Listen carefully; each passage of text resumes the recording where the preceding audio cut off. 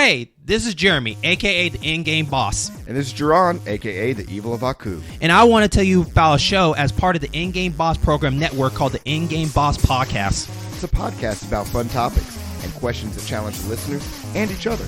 And we are on Podbean, Apple Podcasts, Spotify, and other listening services. But don't forget to subscribe to social media, Facebook and Twitter. So come by and enjoy the show.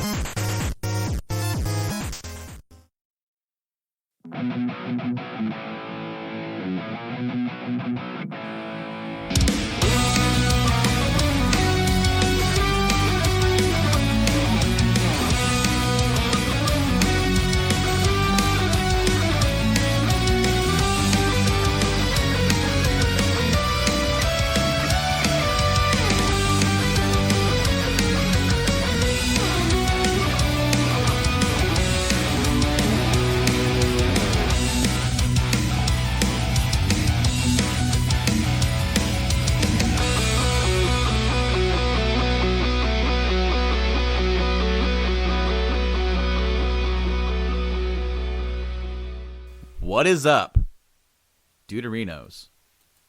The time has arrived. The time has finally arrived for us to be able to talk about one of the most anticipated video games of all time. And joining me here today, I'm your host Brando, by the way, but joining me here today is pretty much the guy, one of the very few people that I've ever met in person that has gushed about the original game as much as I have. And it's what we originally bonded on. And it's what made the basis of this podcast. Mike, welcome back. Hello. I didn't come in with the more bombastic intro because I want this episode to feel different. Because this episode is different. Because we've waited so long for this.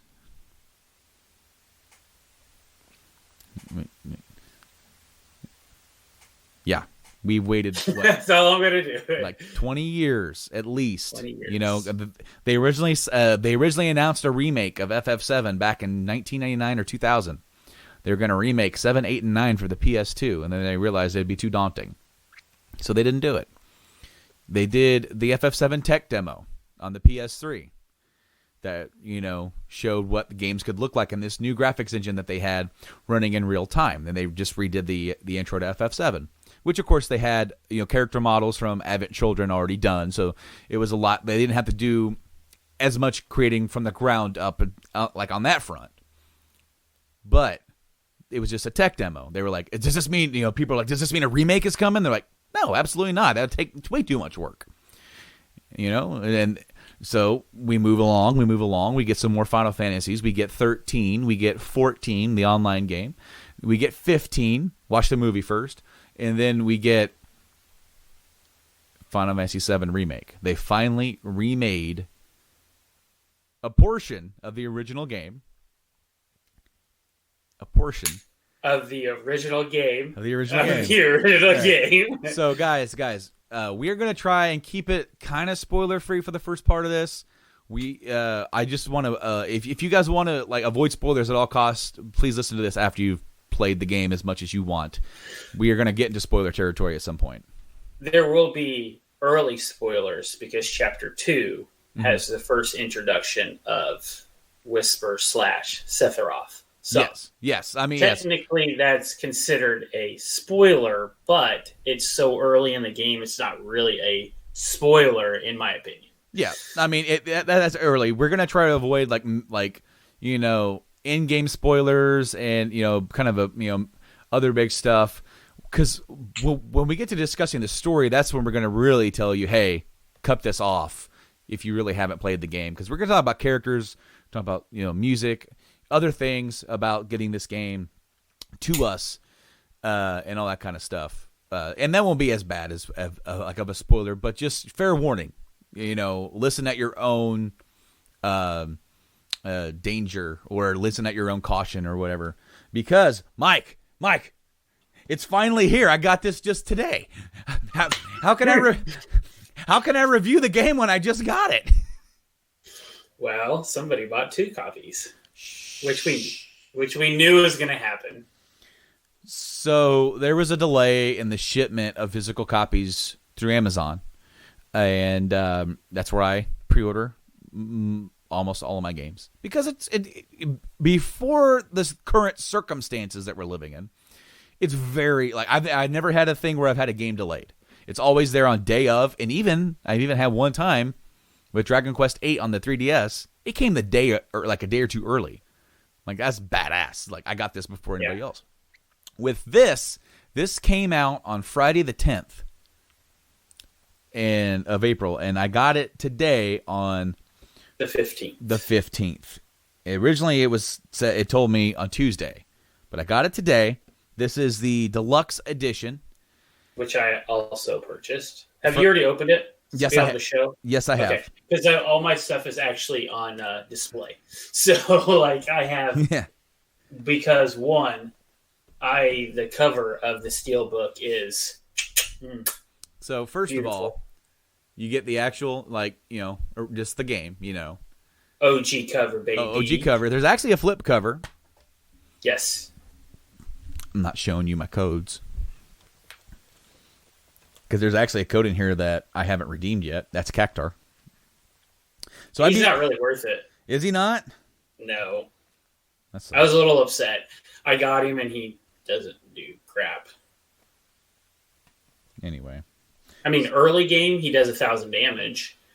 So that's pretty decent, but now that we're on hard mode, he's literally just nothing. So the game comes on 2 Blu-ray discs because it's a pretty big game. It's like it says once an install. It says 100 gigabytes minimum. I think when I downloaded the game, it was 80 something gigs, and I'm sure they're going to be doing some updates and stuff like that. It is a reversible cover, so the other side is just a black cover with the logo.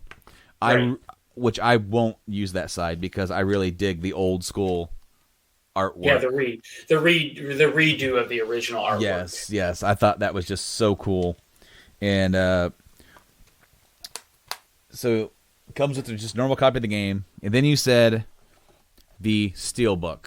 And that is there is no amount of video or pictures that does this quality because it's really, really, really sharp. It's phenomenal. And the inside of the Steelbook for your discs has the redo art of Cloud in front of the. So that's actually a in the game. Spoiler alert / not really. Yeah. When you first walk up to look at the Shinra building, on top of the plate, later in the chapters, it's the second reactor, I believe. It stops and does the pan and gives you the exact view of the original game, which is that view that you just saw right there. And it is, when I saw that, I literally just kind of like, oh yeah. We got a mini soundtrack. It's one CD. It's got 12 tracks of new music from the game. And there's actually a full soundtrack being released in May. Pause for a moment. That Mike was showing me before we went on air. It's 8 discs because it's 7 discs of all the music from the game, as well as 1 disc full of bonus songs of those extra collectible songs that you get throughout the game. Okay, so in a couple of seconds, like right now, I'm going to go ahead and screen share this so that we can actually see it without doing an image / change up. In 3, 2, 1, sharing. Boom. Hey, it's not boom. That. So, yes. It looks great. I don't have the list up. I just pulled the image up. Yeah. But it is 7 discs, and it is, from what I understand, from what I've played the game, it is every single song, period, in the entire thing. So, that's a big deal. All right. And how much is it, Mike? 7777. All lucky 7. Which, if all those that know, Cade Sith's ultimate attack is 7777 roulette.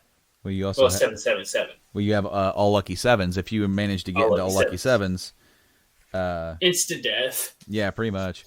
So then the last thing in the deluxe set was the art book, and I pre-ordered this when they I mean, I pre-ordered it when they announced it, but then a few weeks later, they put it on discount. So I actually got the deluxe version of this game for about $60 compared to the 80 or whatever it was. So it's about $20 off. So, like, to me, that's a duh. That's like, get the game, get some extra stuff, and so you go ahead. Very, very, very lastly here, the art book has like they even put the Toad artwork. Yes, I know, I love it. And Barrett's cracked me up.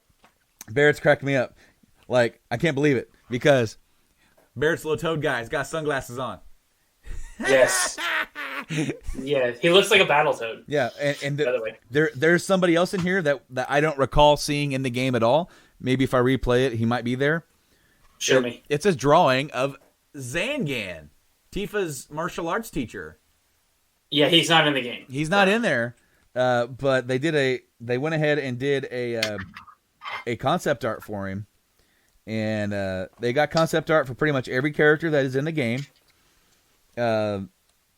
All the enemies, all the bosses. The enemies, the summons, the bosses. And then, of course, they also have different enemy types and locations and vehicles. Like, some of the big paintings that they did are just, like, I cannot believe they put that much work into just the painting. You know, like, yes. you know what I mean? Because that's just, like, unreal. But, and post the one that Aerith draws later in the game, that painting was phenomenal. Oh, that oil pastel painting? Yeah, the one that she has on the wall. Mm-hmm. Oh, yeah. Oh, whenever we booted up, because I was trying to play the Fight On theme and find the new simulator, it popped up like immediately, and it just reminds me how good it is. I actually really liked the children's drawings in the orphanage. Oh yeah. So, me too. Like where you have like the Moogle and the Chocobo and all right. So before we move on to you, as we said, I got 2 copies of the game because I ordered this and the physical copy was delayed. Obviously, I'm a physical collector. I've got to have this. Like this is there's no effing way I'm not getting like we talked about it here on the show when they announced the first class edition. You know, I want to say we watched it live, and we did because I almost bought it and it wasn't worth it. Well, no, because it was just it was a cloud figure with the motorcycle, and it was just. 2-week delay in receiving it. Well, guess what? They got more. People who ordered the first class edition got theirs before the game came out on Friday last week. Fucking bastards. Yeah. So that is actually the only reason why, to segue into mine, I ordered off of GameStop. Mm-hmm. Is because it was like, hey, this gets released Thursday at 9 p.m. on the original date. The original date, not the pushback. So I ordered it right there only because of that one extra day. Somebody got that week off. I could have got that week off. I decided not to because I was going to call in. Yeah. And then it got pushed back to my vacation, which ended up becoming all of our vacation. Yeah, it did. Thank you, Mike. I really appreciate that. You're just sharing that with everybody. And you know what? I'm thankful. Yeah. So, and actually it took me a lot longer to beat the game than I expected. Same. Because I spent probably 4 hours just walking and looking at what they had done. But so I got the exact same edition as you did, physical copy, but I have a story. So I actually had to pick mine up in person. And I went to my GameStop that I ordered it from. I called them a week in advance, got all the information. So I had to wait, standing outside. And there was a group of us all spread out, 6 feet apart. How many people? 10. There was...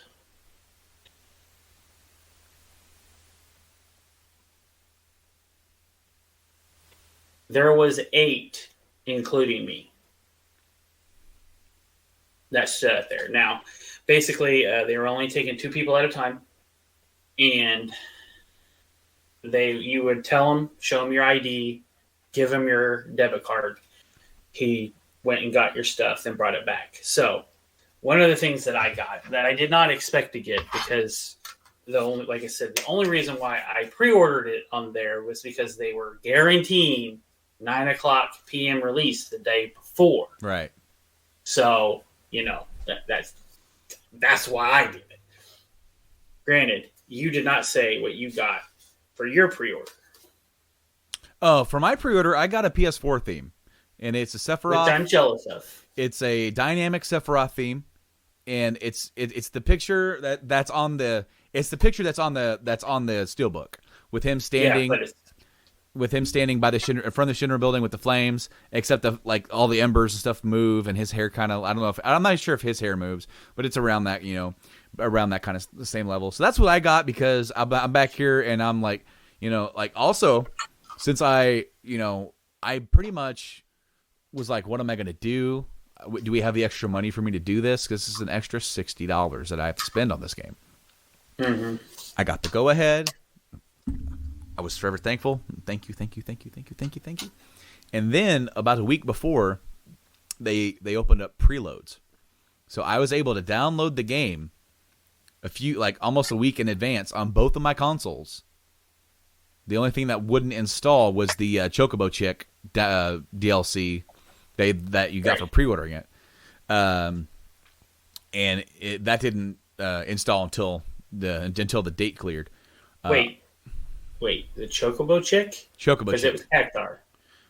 I got Chocobo Chick for pre-ordering. Through Amazon? No, through the PlayStation Store. Oh, that's right. For the PlayStation Store. I was like, wait a minute. I didn't get this. Anyways. Choco Chick is actually kind of cool, because when you go to use a move, there's Choco Lightning, Choco Blizzard, Choco Fire, Choco Wind. So there's each of the elementals, and then its ultimate attack was Choco Flare. Until I got... That's actually really cool. Yeah, well, yeah. I mean, it's pretty useful early on. After you get Ifrit, he's not really as useful.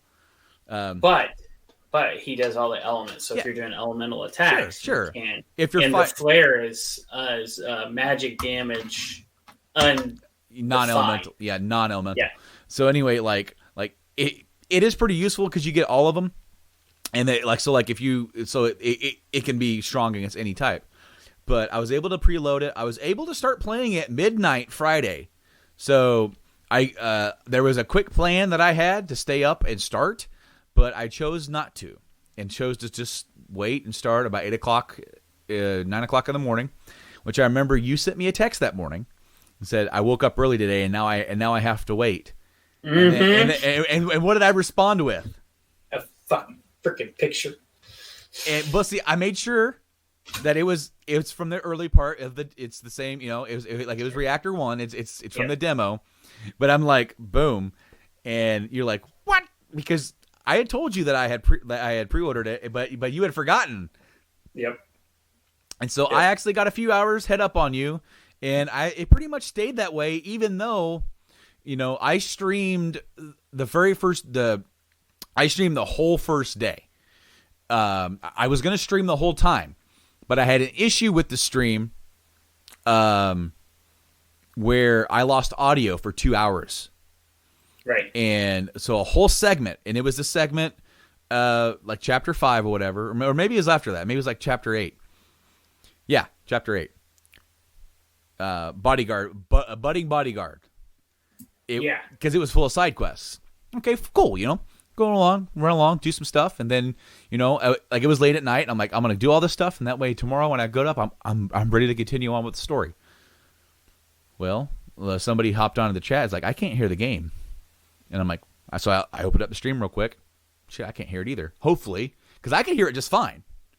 Like it was no issue. But I'm like, hopefully when I stop recording, the recording's fine. It wasn't. It wasn't. I had to replay the whole section all over again. And after that, I didn't stream the rest of the game. I did record it. All right. As of right now, 15 parts are on the YouTube channel for the Game Addicts podcast YouTube channel. I have 2 more to upload, And, so, like, there's that. Like, it'll be up there within the next day or two. Hard spoilers in those. Hard spoilers. Yeah. That's like, chapter 17 and 18, right? Or yeah. is it just 18? Because 18 is the last one that's like 4 to 6 hours. Yeah. So it's like I'm right there. And like in this upload, those just haven't been uploaded yet. But like quite literally on Saturday, Sunday, and Monday, I uploaded 4 videos. 8 o'clock, 8:15, 8:30, 8:45. Boom, boom, boom, boom. 2 hours apiece. Part 1, Part 2, Part 3, Part 4, Part 5, Part 6, Part 7, Part 8. It was like boom, boom, boom, boom. Right. Yeah. So I was shucking through this game. There were some side quests on my replay. I missed a side quest. I already did it once, and I don't want to do it again. Yeah. I'm like, I just want I had that one left. I'm like, whatever. Come on. I already know what I get for it. I'm not. Screw it. But there were a few others that I apparently missed as well, like in Walmart. That was kind of my fault because I'm like, I want to go on. We gotta go there. We gotta go in there. And I'm just like, oh crap, yeah. And they're like, hey, if we do this, we can't come back. Yeah, fine, whatever. I don't care. And we just moved on. But no, it did take. I think my final clock time for the game was 34, 35 hours. Mm-hmm. Right about that. So this game is a good 40-hour thing, and then with some replayability. But you got something pretty special with yours. I did, and I wasn't expecting it because it wasn't originally announced that it was going to happen. At least I didn't see it unless it must have been later. Because once I was, hey, you don't get it the day before, I was like, yeah. But then I was happy because it fell into my time off. Yeah. At that point, it was my time off. It became all of our time offs. But I'm going to bring this fairly close to the screen because you don't have an image. But I got the Shindra Electric Power Company staff employee card that you do from chapter 15, I believe, is going back, is Belly of the Beast. It's 16, might be 16. Anyways, I gotta let my camera focus. There you go. If I can stay still. Yep. Anyways. Which is really cool. And obviously, when you play the game, as everybody knows, even from the original, you have about 20 of these, or 10 of these stinking key cards you have to get. Yeah.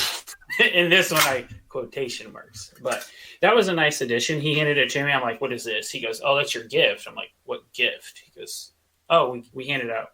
We decided to give gifts since, we couldn't. They changed the date and, stuff's kind of going down. So we added this. I'm like, sweet. Didn't expect it, but all right. But yeah, so it was an interesting time to pick that up. It's the first time that's ever happened. It took a long time, actually, because I was fourth when everybody went and got their games.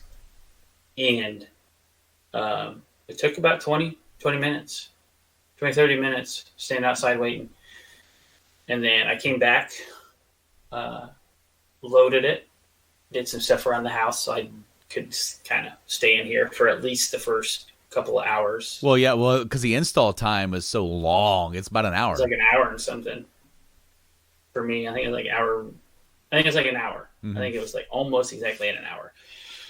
So, yeah, it was different. This is definitely a odd situation with life. I mean, we've never seen anything like this. It made it weird, but I still got it. Mm-hmm. Physical copy. If I would have been in the same boat, if it would have happened to you. If it would have happened to me, would have happened to you. What happened to you happened to me. Let me rephrase that. I would have done the same thing. I would have bought it on PS4. I pretty much, if I had to wait until today to start playing it, I would have gone off my rocker.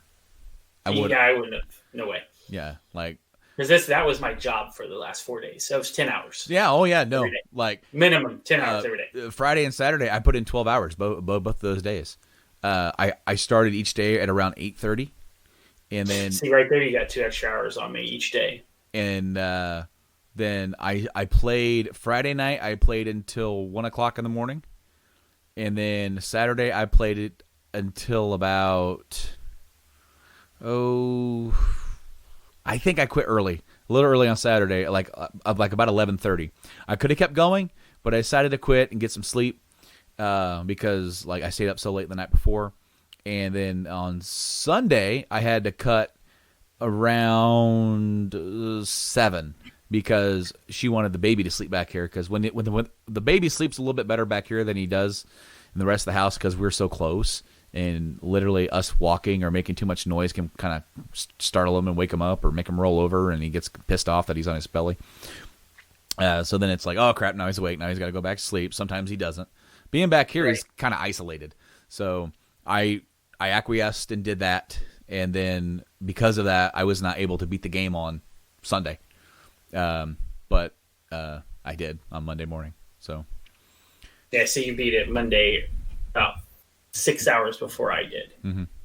Yeah, because I texted you and I'm like, hey, I'm here, but I also, the little difference here is that I want to be able to put my hands up. I also did every single simulator in the Shinra building. I didn't which do that. You ended up skipping. I just wanted to do it. I only missed 2 quests.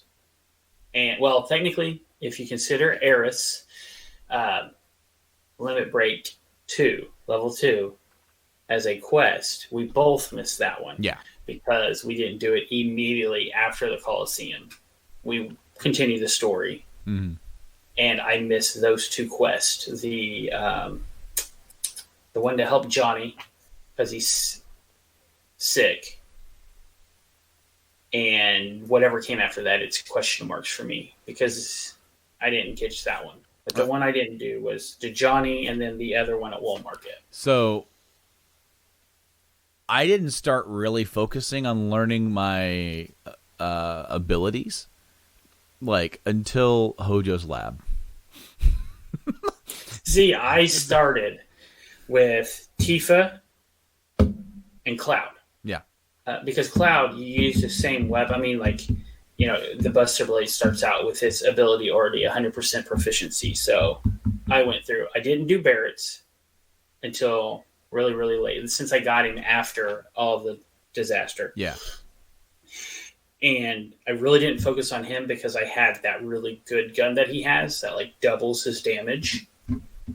And I put all the luck on him so was that his crits. Was that Big Bertha? Yes. I love that gun. That's his best gun. Oh man. That's his best gun. Yeah. It just does so much damage. And then if you put that with Lucky and then Maximum Fury. Yep. Woo! Dude. Woo! Tears through shit. Oh man. It's nuts. And then when you get Catastrophe. Mm-hmm. Yeah. It gets a bigger percentage. Mm-hmm. Because it goes off weapon base. Yeah. Also. And I did one where, you know those ghosts? There's ghosts that you have to make them split to kill them. Mm-hmm. I killed it. Raw damage. Never got to split. Because, you know, it only takes like 2 seconds that he's up. When he's staggered and he takes like a bunch. He actually takes regular damage. Yeah. And 160 onto that. I had Catastrophe running while that happened. And it hit for like 6K a hit. And it just dead. Boom. And I was like, what? So, like, you know, using Barrett was okay with me. But, yeah, when I got Big Bertha and got him after a certain point and started really focusing on trying to, like, you know, because he became my tank healer type dude. Like, stay in the back, he heals people, and he can range attack, right? But then I'm like, all right, so he does this and does that. And I'm like, what's this move? Maximum Fury? Okay, let's try it. Oh, my gosh. And then, you know, there's a section of the game where you. This is what I really liked. Like you actually played as him, just him, for a minute. Yes. And I thought that was really cool. And he blows through it. I loved it. And dude, that's where I kind of fell in love with using Barrett, because it's like, you know, I like using Tifa. I like using Cloud. Aerith is a little bit different. She's that long distance mage character. You know, depending on what you like in your gameplay, whether or not you actually like playing with her or not. I was kind of indifferent. I would switch to her, and then switch back. But there were times where I would be in battles and I would just play as Barrett because he's so fun. He doing that overcharge thing that really fills up the AT. Like I would give him the ATB stagger because I would do the overcharge, boom, boom, boom, boom. It would fill up my ATB and then it would stagger him and go boom, it'd be full. So then I'm like, maximum fury, boom, boom, boom, boom, boom, boom, boom. And meanwhile, while I'm maximum furying, I switch over to Cloud, have him do infinity end that you learned from the Hard Edge. And it hits like a truck. Boom! And it takes a minute to do, but man, it hits. And if you've got it timed right, you can really do some damage. Well, and that's why I would always wait until they're staggered, and then because now they're not moving, you can really hit them with it, along with the Maximum Fury, along with Tifa. And the thing is that, like I said, I really didn't start focusing on Tifa or Aerith's abilities, or even some other Barrett's, because once I got Maximum Fury, I had Maximum Fury, Infinity End for Cloud. But what else did I have for Cloud? I had Focus Thrust and Braver, and I didn't really care about anything else. I'm like, man, I'm just tearing through stuff. This is cool. But now that or like later on, like I got to that part, I'm like, man, I haven't done this yet. I haven't done that yet. What's this one? Okay, cool.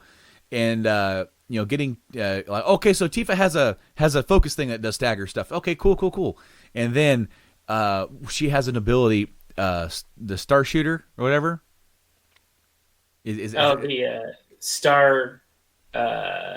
Is it Stardust? I think it's just Stardust. Man, that thing she hits like a boom, boom, boom. Again, kind of like Infinity and for her, where like she has to power it up for a second. So wait until they're staggered and then unleash. And there is a huge thing with her. So what I did with her, I played her a lot. Her and Barrett. I actually did not play as Cloud that much, other than it's like when Aerith was gone, I used him to do prayer. And then I would put it to where once you got the Mithril Blade, Cloud was your best magic person during that segment. So I put auto healing abilities on him and let him heal the party and do damage. And I played mainly as Barrett and Tifa. And when I played as Tifa, when I did the one-on-ones in the Colosseums, she is double the speed of anyone else by far, because I put on ATB fill quickly, the premeditated battle. So when you started out, boom. I had that maxed out. So she almost started with a max bar. So right from the get-go, I went straight into her overhaul ability, where it's unbridled strength, or it's unbridled, and she pops it, and then that increases the damage. Then I had her light feather-light gloves on, which makes her bar fill up a lot faster. So basically, I started the fight off, boom, unbridled ability, and then by 2 hits in, I could do Chai. The Chai one, I don't know if you got that one. It puts a ball in front of them. So So the thing is when you do that, it's like a Kamehameha, but it stays in one place, and it stays there. Well, if they stagger and you hit with that, it fills their ATB bar up continuously. So I would do that. I do the Stardust. It would be like boom, and then it would be ready to do it again. I would do it again. It would do it again, and do it again, and do it again. So when they staggered, I could literally just constantly spam that. And she was by far my highest DPS. Because she is just so fast. That AT bar, I mean, literally one regular set of attacks was 2 full bars. And then it was unbridled. And then when you did that, it took your whirling uppercut into the other one. And then if you did it again, it changed it again. Right. To an even more powerful attack. So because you would do that, and then you'd hit the unbridled again. It would pop it into the big one, which was actually a really long animation. So you had to do that during stagger. Yeah. But the thing is you could do like those 5 abilities on a normal stagger And she would literally just, you could see the health because it shows the health. Here's her full health. And then when they stagger, it shows a red bar showing how much damage you took away during the stagger. I could take down a full boss's health with just her alone. And it was, once I realized that, I was like, uh-oh, I need to focus on her stuff. So I got every one of her moves. The only thing I didn't get was I did get her final gloves, but I didn't use them because I missed them. The feather gloves are the best because you get like 6 materias. Mm-hmm. And if you do her right, you can literally just stack her up with just damage. And she was just insane. So, do you think the gameplay is pretty fun and easy to learn? I think that it is easy and fun, but I think for you to really be good at it, it is extremely hard to master because there's so much that you can do. Mm-hmm. And you have to think about, like personally, like playing Tifa, I put all that speed stuff on her because I played as her. You have to think about what character you're going to mainly play as and how you're going to set it up. Because for a while I used all those speed and used her as my healer. Because obviously, Aerith's gone for a little bit. So I had to have her heal. Mm-hmm. And her bar would fill up so fast that I could literally just constantly heal when I needed it. So yes and no. Like I had so much. There's so much. It's so in depth. It's easy to learn, but to master it is very difficult. I really liked how you could just go along and have all those shortcuts and have a lot of customization with that. But I also liked the ability to, when you're like, okay, hold on, what do I need to do here? And you can kind of hit the select thing to kind of slow down battle a little bit, switch over to Barrett, because Barrett was my main other healer. And all right, Barrett, you need to hit this over here. All right, now Cloud, what are you doing? Okay, you don't have an ATB yet. So let me get out of this, switch over to you, get you there, and that way when Yep. It allowed me. That's what I did. It was a good mix of being right in there, right in the thick of things, but still being able to that old school Final Fantasy ATB or turn based, where you're able to kind of strategize a little bit and pull yourself I have back. something to add.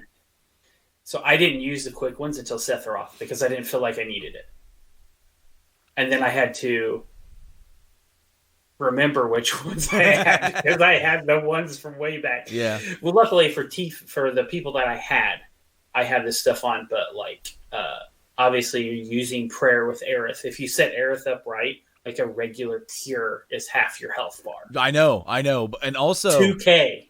She can do the arcane ward and yes. or is that the one? But like she has one where she can, anything cast in that bubble will cast twice. ATB ward. Well, ATB, like anything cast in that, or no, arcane ward, anything cast in that bubble, any magic cast will cast twice. Yes. So like if you had a magic attack or a magic cure, it was like boom, boom, boom, boom, double. boom, boom, boom, boom. But she also had an ATB bar ward, and if you like using Tifa, mm-hmm. once I had that, I took stuff off of Tifa. And put it onto like Cloud because I didn't main as Cloud. I mainly switched like during Genova. It was Cloud, Tifa, Aerith. That was my group. Because whenever you staggered him, if you were ready with Tifa, you could just unleash a godly amount of damage. Yeah. But it's the first time I used the ATV ward, and I was like, okay, well, my next fight, which is. No, shit, I've already done a spoiler anyways, but... Wink. Yeah, wink. We all knew it was there. They showed images beforehand. Another fight that will not be mentioned, I switched stuff up to put the ward on, took all the speed stuff off of her and put it on Aerith so I could main as Cloud and then switch between Cloud and T. I did a lot of switching. Mm-hmm. I would do a full up at AT bar, switch, fill up an AT bar, switch, fill up an AT bar, switch. That's how I played it. I switched all characters I was playing with all the time. And then when it was like, I'm going to die, I would switch over to a prayer or whatever I had. And that's how I rotated I didn't use the quick stuff, and like I said, until Sephiroth, until I was like, shit, he is really bringing the pain. Yeah. So there's only one thing about the battle system, about the gameplay, that frustrated me. And that was how seemingly easy it was for the enemies to stagger you when you were trying to cast a spell. And on one hand, I think that needs to be a thing. You can stagger them. They do need to be able to stagger you. But it seemed like they were able to do it a lot easier than you were able to do that to them. And like when you were like, all right, let me cast this, the third tier level of fire. Oh yeah, you're doubling the time. But not only that, but it takes away your ATB bar and your MP for even trying to use it. So that was frustrating at times. I think that I'm not asking for an easy mode. I'm just like, maybe look at that percentage of how easy they can stop you from doing that, because it really seemed like if they just slapped you in the face, they could stop you, and that was annoying because it meant that you really needed to. If you were trying to do that with somebody like Tifa, she was my de facto lightning. Like, okay, you have lightning. Cloud has fire. And ice. I just had those on there. That way, if I needed somebody with that elemental, like, okay, this person has this. This person has that. So like, while Tifa doesn't use it a lot, when it's a machine, boom, lightning, it's staggered. Then she's in there tearing stuff up, right? But did you put the elemental on her? I don't think I got the elemental. The elemental boost, which allows you could put it on your weapons and weapons. Yeah, so that's why I use the feather gloves, because you can use the feather gloves, and then they have a whole section. It's core 1 or 2, and it was proficient with lightning, fire, frost. So I put her with lightning, and then put elemental boost, lightning on her gloves, and she attacks, and her AT bar fills up so much that. And then I only use, same as you, I only use lightning to machines, but she had that extra element that gives her a higher percentage. So I loved it. There were times where it would frustrate me because I'm like, all right, let me get this off real quick to really help, because I'm like, all right, I'm gonna use Thundaga, and it would be like, and she's like, I'm like, damn it, all right, screw you then. So what would I do? I would use a regular, just 1 tier thunder, and it would cause like, not even a fraction of the damage, but they would still be weakened to it. Or I would use Thundara, which would double that, but would have a higher probability of stagger. Mm-hmm. Literally, if they're weak to it, Thundara will stagger them. Thundaga will do a lot more damage and stagger them, but Thundara would just do this, the bare minimum. And I would switch to that. And so I wrote that down as a gripe. It's not a negative; it's a gripe. Like I liked it to a degree, because when you do your hard battles, there were points where I had to click over. So I'd hit over and immediately gain their bar. And then when that individual person switched to you, because that individual person, whoever you are controlling, is quite literally up your ass. Yeah. Hardcore. He would even stop in the middle of one of his attacks to switch back to you. Ridiculous, okay? Oh, I know. So you had to pick your character, basically block, and then force the other person to cast. Mm-hmm. And that's when I started using the quick bar, because I had, my healers and stuff like that actually had quick bar abilities set up. And I really like Barrett with the range, because there are times in the game where the range is so bad. Some of those range guys get so far away that you can't even jump up to hit them. Yeah. Like the pillar. Yeah. When you're doing those stupid flying ones. Yeah. You can't even reach them. So your characters are just standing there looking at him like, hey, I'm stupid. How you doing? And Barrett's the only person. Yeah. So it's like, it's very annoying. Yeah. But I also for a long time, I used Barrett as a tank. And I put provoke, auto heal. And when he would level up his AT bar, I would throw Steel Skin on so he could actually cast while being beat to crap. Yeah. Because when you use Steel Skin, it really reduces his stagger rating significantly. All in all, I thought the gameplay of this game was very fun. Very fun to play. I loved it. I love the fact that it forced you to play the other characters a little bit because Yeah. the AT bar doesn't fill up. So like, and then you're like, oh, I don't want to use Aerith. And then when it's a person that's ranged, she does a ton of damage. Dude. Like a ton. As I said, towards the end, I finally started focusing on their abilities, on Tifa and Aerith. And to be fair, even Barrett and Cloud, because I'm just like, I got into a level of that comfort where I wasn't really needing any other abilities, and I didn't want to use those weapons because they were lesser than what I was using, But it's a courage to just, because it doesn't take long to learn the abilities, like at all.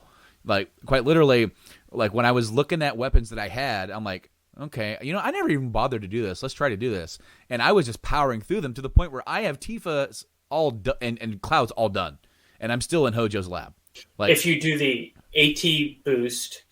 Yeah, the ATB boost, and then the first strike. Yep, you can basically max those out in one fight. But Aerith has that. I think it's called Ray of Judgment, and that's awesome. And it hits like a damn truck, and it staggers, and it's like, dang, that's a good hit for her. And it's exactly the same as Maximum Fury because it stops them from doing anything. They're stuck in the ray. Because when you use Maximum Fury, it actually lifts them off the ground. Yeah. If they're a foot soldier. And same thing with Rey. She jumps up and she does the beam. And I tell you what, a combo that's unbelievable.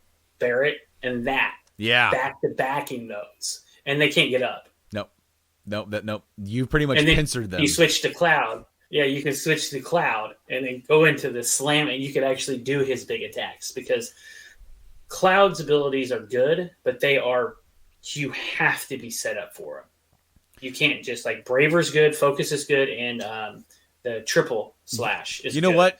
When I first got triple, I wasn't really digging it until, as I said, I started working on them and I started seeing the benefits of it. So I actually started using it a lot more once I started learning it, and it's really helpful with multiple enemies because they aren't just normal hits. Like when I first saw it, I thought they were just normal hits, so I didn't focus on learning it. And I really should have. They're like a half Braver. Yeah, Braver. Because Braver hits for like when you're really set up at the end, Braver hits for like 3 or 4K. It hurts. It definitely hurts. But no, gameplay was great. I absolutely loved the gameplay. I haven't tried it in classic mode because I tried the demo in classic mode and I didn't really feel like it was any different. I didn't like it. I didn't feel any different. But so we talked about us getting in the game. We talked about the gameplay a little bit. We're at 47 minutes of this podcast. I told you it was a 3-hour podcast. So we can skip chapter 1. Sure. We can skip chapter 1. But one thing that we cannot skip. Okay? One thing that we can't skip because it's live on YouTube right now. You can see me booting the game up. And it gets to the start screen with the prelude playing, and I start tearing. I'm tearing up now thinking about it. Because now it's real. Here we are. Game's real. I'm about ready to start this thing. And the intro movie plays. Of course, we've already seen the intro movie. We saw the intro movie when it got released. We saw the intro. It's different whenever you're going to play it. Yeah, but we played because I played the demo twice. I played it once. And so I saw the intro movie, but here it is, and it's like just the grandeur of it, like the grand scale of just like how of everything, and then you go in there, you play the first thing, but there was like one thing immediately that was different from the demo, and I'm playing it, and it's in chapter 1. It's when Jesse asks, "So are you and Tifa? Are you too close?" Mm-hmm. And then he kind of has a little like flash thing. And all of a sudden, he opens the door, and he's in Nibelheim. Oh, that was beautiful. Oh, my gosh. Beautiful. And then, transition. I'm tearing up.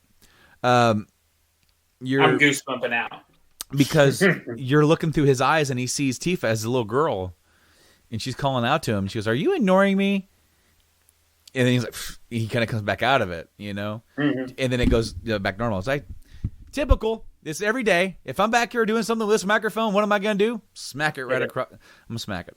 So, first chapter is Reactor 1. But that opening with, like... It's amazing. Because they do the Eagle View, but they took that from Advent Children. Mm-hmm. Because in Advent Children, no spoilers here, it's literally the first scene, is Red 13 with his babies, mm-hmm. and they're running and they're looking over the ruins of Midgar. And that's what, supposed to be 100? 500. Or a couple of 500 years later. Yeah. And it does like an overseen where it kind of goes around, pans around the city, about half of it. So they took that idea and they made it now. So you see the town alive, breathing, moving, and it's just like, this is what I've always wanted to see. Yeah. That's how I felt. It's like I'm literally looking there going, this is what I want. This is what I want. And that feeling of, this is real. I'm finally playing this game, and I actually get to see the town alive for the first time is amazing. What'd you think of the graphics of the game? So at one point, I did take a moment to really look at the graphics. Outside of it, I think that they were great. I think that it is about as good. I did mine. Obviously, I believe you did yours in the same thing in 4K/2K. That's what I did mine in. Okay, so because I was capturing, it could only do 1080. But on my TV out there with that HDR. Oh, dude. Dude, it's on all. That's what I did on mine. But there are parts where like it zooms out. So in the weight room, this is where I noticed it. I really looked at his patch on his shoulder, which is actually blue. I didn't know that. So I like really looked at it, but you can see where they squared off like his body a little bit. But that's it. And that's me literally like inches away from the screen looking at it. As of the whole grand scheme, I thought it was absolutely the best looking game I've seen in a long time. I thought that they were 9 out of 10 most of the time. Yes. It looked fantastic. But there are times where like the camera would move and there would be certain aspects. That's where I noticed his shoulder. Because it moved just right. Things in the background mostly would be pretty blurry, and this looked. It's not that it was bad; it was just noticeable with how good everything else looked. Yes. So like it's just a tad bit jarring because it doesn't feel like as polished as this game looks. 90% of the time, 95% of the time, there's that one moment you're like, oh wow, that flower looks awful. Mm-hmm. You know, like they really didn't do that. Like those flowers in that right there in that one scene just looked like you could just see them. You can see their characters. You see other stuff. It's like it's crisp as can be. And it just that one section, that patch of flowers looks like wow, that they did that back on the PS1. I also think that they did it on purpose to a degree of the size of this game, how good it looks, how detailed the story is. But they also did what's the blur background. Yeah. And in the blur background, you could literally see like the PS1, PS2 graphics back there.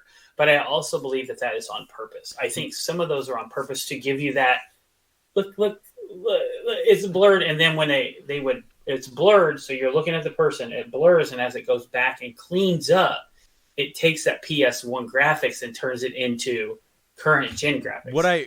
I thought that was a touch that he hit. If it's wrong, that's just me grasping straws here. But I just kind of felt like it was a way to help the processing, yes. Because it's such a pretty game. It's such a demanding looking game that doing little things like that would help not make the processor of the PS4 or your PC or whatever it's going to be played on be working too hard.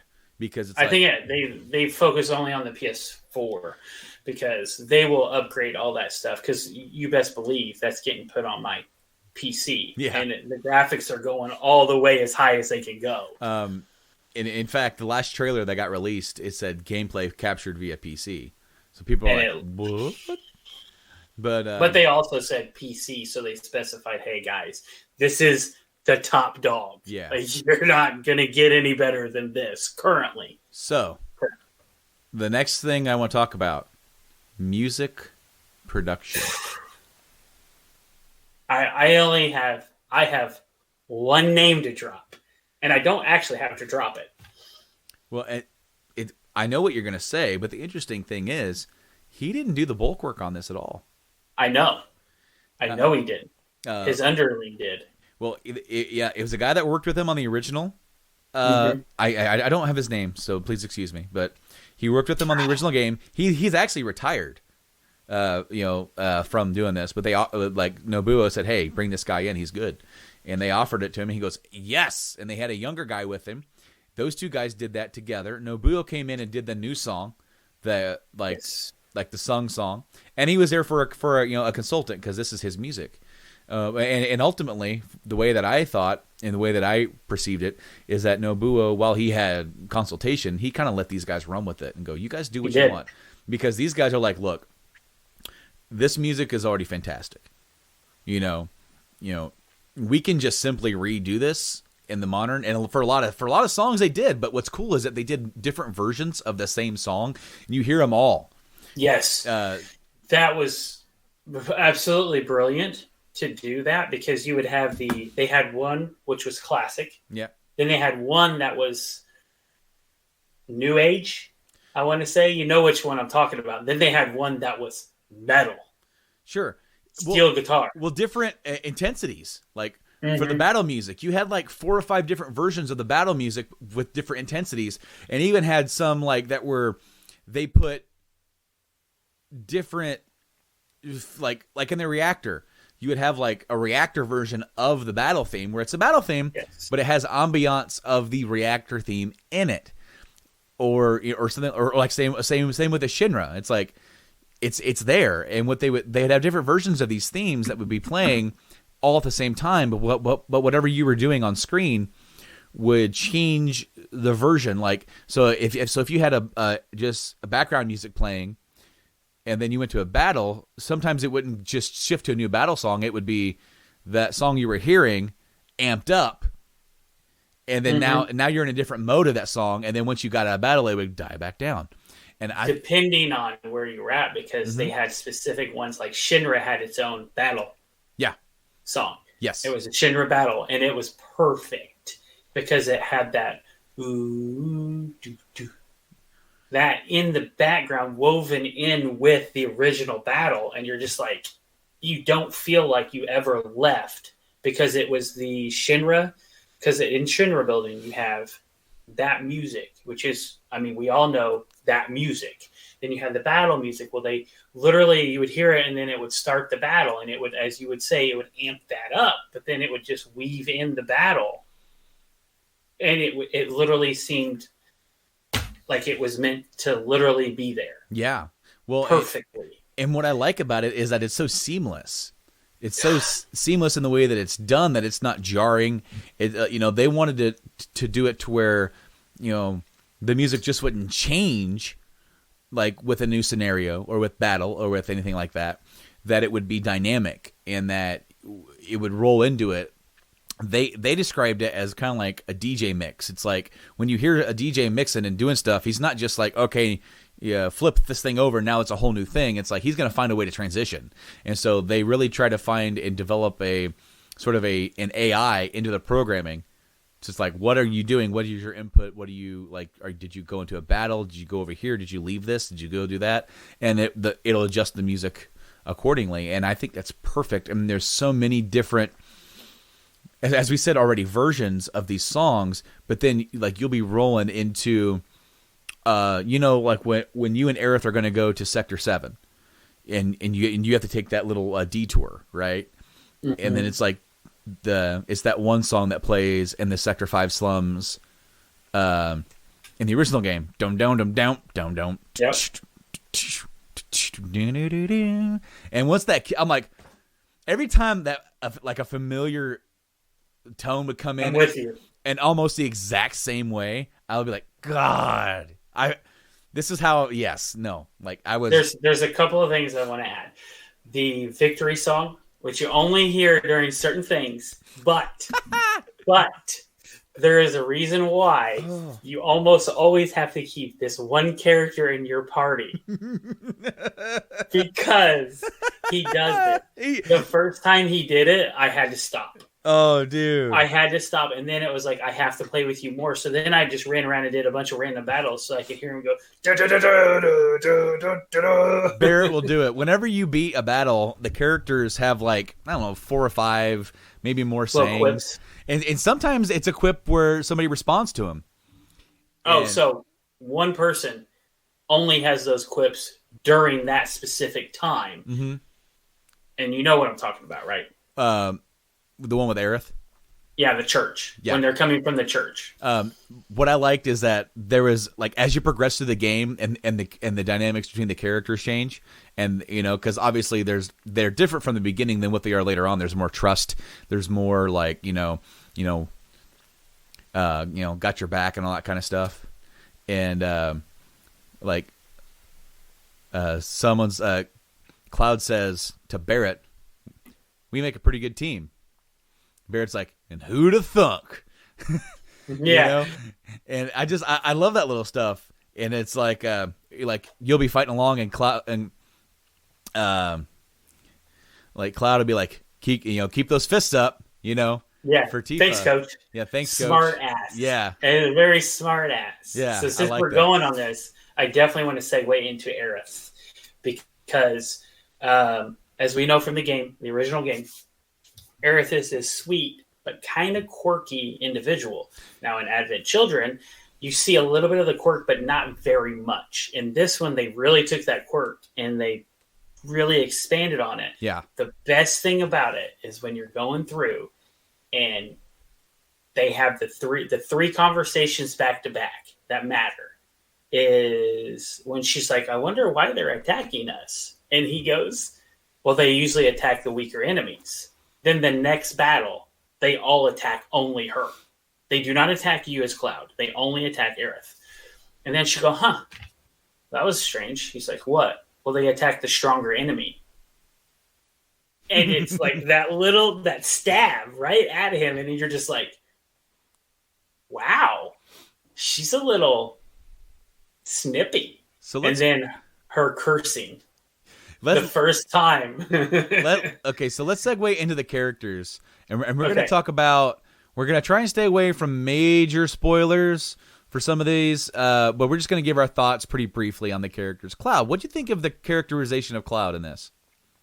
Absolutely perfect, except for one thing.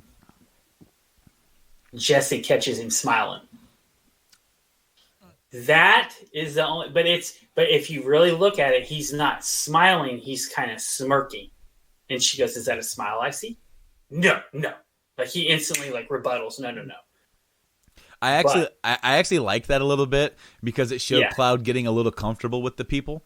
Yes. As you go through the game, especially when you go through a certain side quest for her. But for Cloud, now they recasted everybody. This isn't the voice cast from Advent Children. This is a whole new thing. And I thought the guy that did Cloud did it spot on. Yeah, no, it was. What I like is that Cloud comes off a certain way in the original game, whereas when you watch Advent Children, he's very down. Mm-hmm. You know, he's very Cloud's kind of in a dark place. He's not here. Cloud's a dick sometimes. You know what I mean?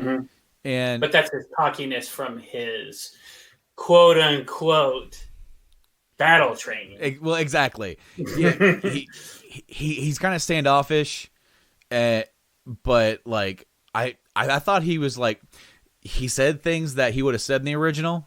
He came off pretty accurately. And there was something. Oh gosh darn it! I had something that you said right around the time they said that she caught him smiling. That I'll come back to it, but the next character. I already know. It's gotta be. I already know how you're going to react to this. Barrett. What do you think of Barrett? Let me put it this way. In this specific area, there are 2 characters you have to get right. Cloud and Barrett. Because Barrett is so naive and preachy during the Midgar thing. Absolutely perfect. There is nothing I would change, and they added more structure and dynamic to his character by making him afraid of heights. Yeah. And later on, he is literally a lumbering moose. When they do, later on, when you do the inevitable pillar climb, he is absolutely terrible when it comes to maneuvering. And they do a really good job of putting that into the gameplay as well, where when you use him, he's very slow. And his dodge is about half of anyone else's. Yeah. But his character's preachiness, you couldn't have got it any better. No way. What I really liked is that for the portion of the story that this game covers, they kind of accelerated a little bit of his growth, kind of, from the original game. It's not here in mass. Like, he doesn't go from point A to complete point C in this, but there's little twinkles and aspects of it where you actually get to see that there's more depth to him than just the preachiness, than just the loud mouth, dude. And that comes across as you start going through the game a little bit. In one specific section where, as you have stated to me more than once and twice, that moment really tore your heartstrings. It did. They didn't just pull them; it tore them. It did, because it was a different take on the scene from the original game, but it was the same. They're getting the same thing across, but But Barrett's not telling Elmira that, like in the original game, about how he wants to be with Marlene all the time, but he can't be, and then he's just kind of going in circles. And in the remake, he's telling that to his daughter. He's trying to get her to understand. And then, no, it was just pretty. That is twice I smacked my damn microphone. But regardless, there's no way that you could say that I would want to tweak his character any more than they did. No. I think it's absolutely spot on and perfect, especially for what we portrayed in this section of the game. Now, when we get to Golden Saucer, I want to see that change proper. Because you saw a hint of it with Marlene. Yeah. Where you caught him just for that moment where he really had a trouble. He fumbled his words a little bit, and he was trying to explain to her why. What I love, that was beautiful. When it comes to Marlene, he's a pushover. Because early on in the game, where he's like, she gets scared. It's time for bed. Yeah, good little girls go to bed on time. And she goes, but I don't want to go to bed. I want to talk some more. Okay, just this once.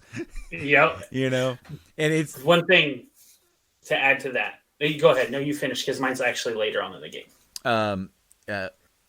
Cloud scares him, but Barrett gets right up and kind of confronts Cloud, like, what are you scaring my daughter for? And he's just like, and then I love it because when you talk to him afterwards, he goes, let that be a lesson to you. He goes, when you go talk to kids, you can't be giving them the professional killer eyes. It's like,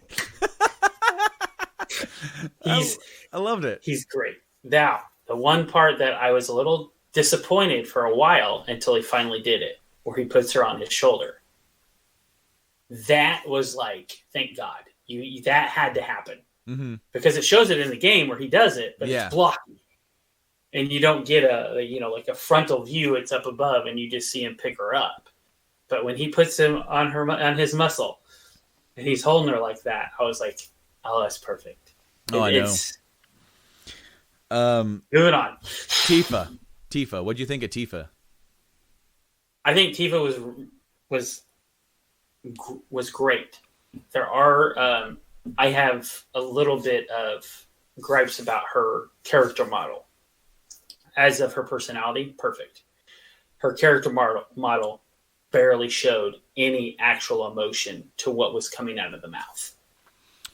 I don't know if I agree with that. When it got really deep and like she was really upset, like there was at the pillar. Yes, that sold me.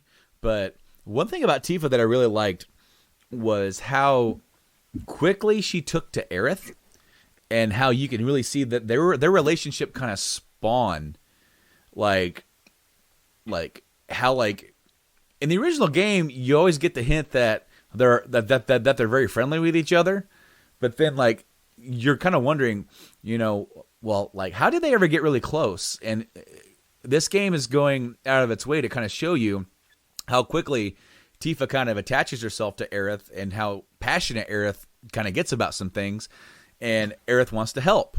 I want to add something right before you continue. Where Tifa, they're at the Dons, and Tifa's like, "Who's that? What's your relationship with her?" Like she's on it. Like, what is her? Why are you with her? Mm-hmm. Why is she here? And then the next scene after that, they do something together, and it literally, they just go, and they're there. And then that relationship goes, but for a brief moment, Tifa's like, who's she? Why are you with her? Where'd you meet her?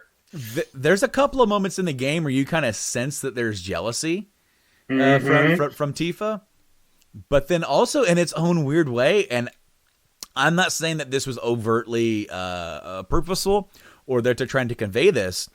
Like, there's a few times where I thought maybe, like, does Tifa have the hots for Aerith too? Like, yeah, there's a few times they had some interaction. I was like, that maybe okay, like, but that's the kind of that love triangle thing between them, and that's kind of what I feel like the original game lacked a little bit of, was that understanding. Like maybe there is some sort of like actual feeling with Tifa and Aerith towards each other, but it's not like overtly stated like, oh, I'm into girls. It doesn't really have to be, because it doesn't have to be on that level, but there is something there, which would then make sense as to why, in the original, like, and then in Advent Children, like Cloud and Tifa end up together. Not to say that like Cloud and Aerith would have ever ended up together, but like Cloud and Tifa had that history behind them. They had all that thing going for them. They have a lot of baggage, but then like they both share that loss of Aerith together.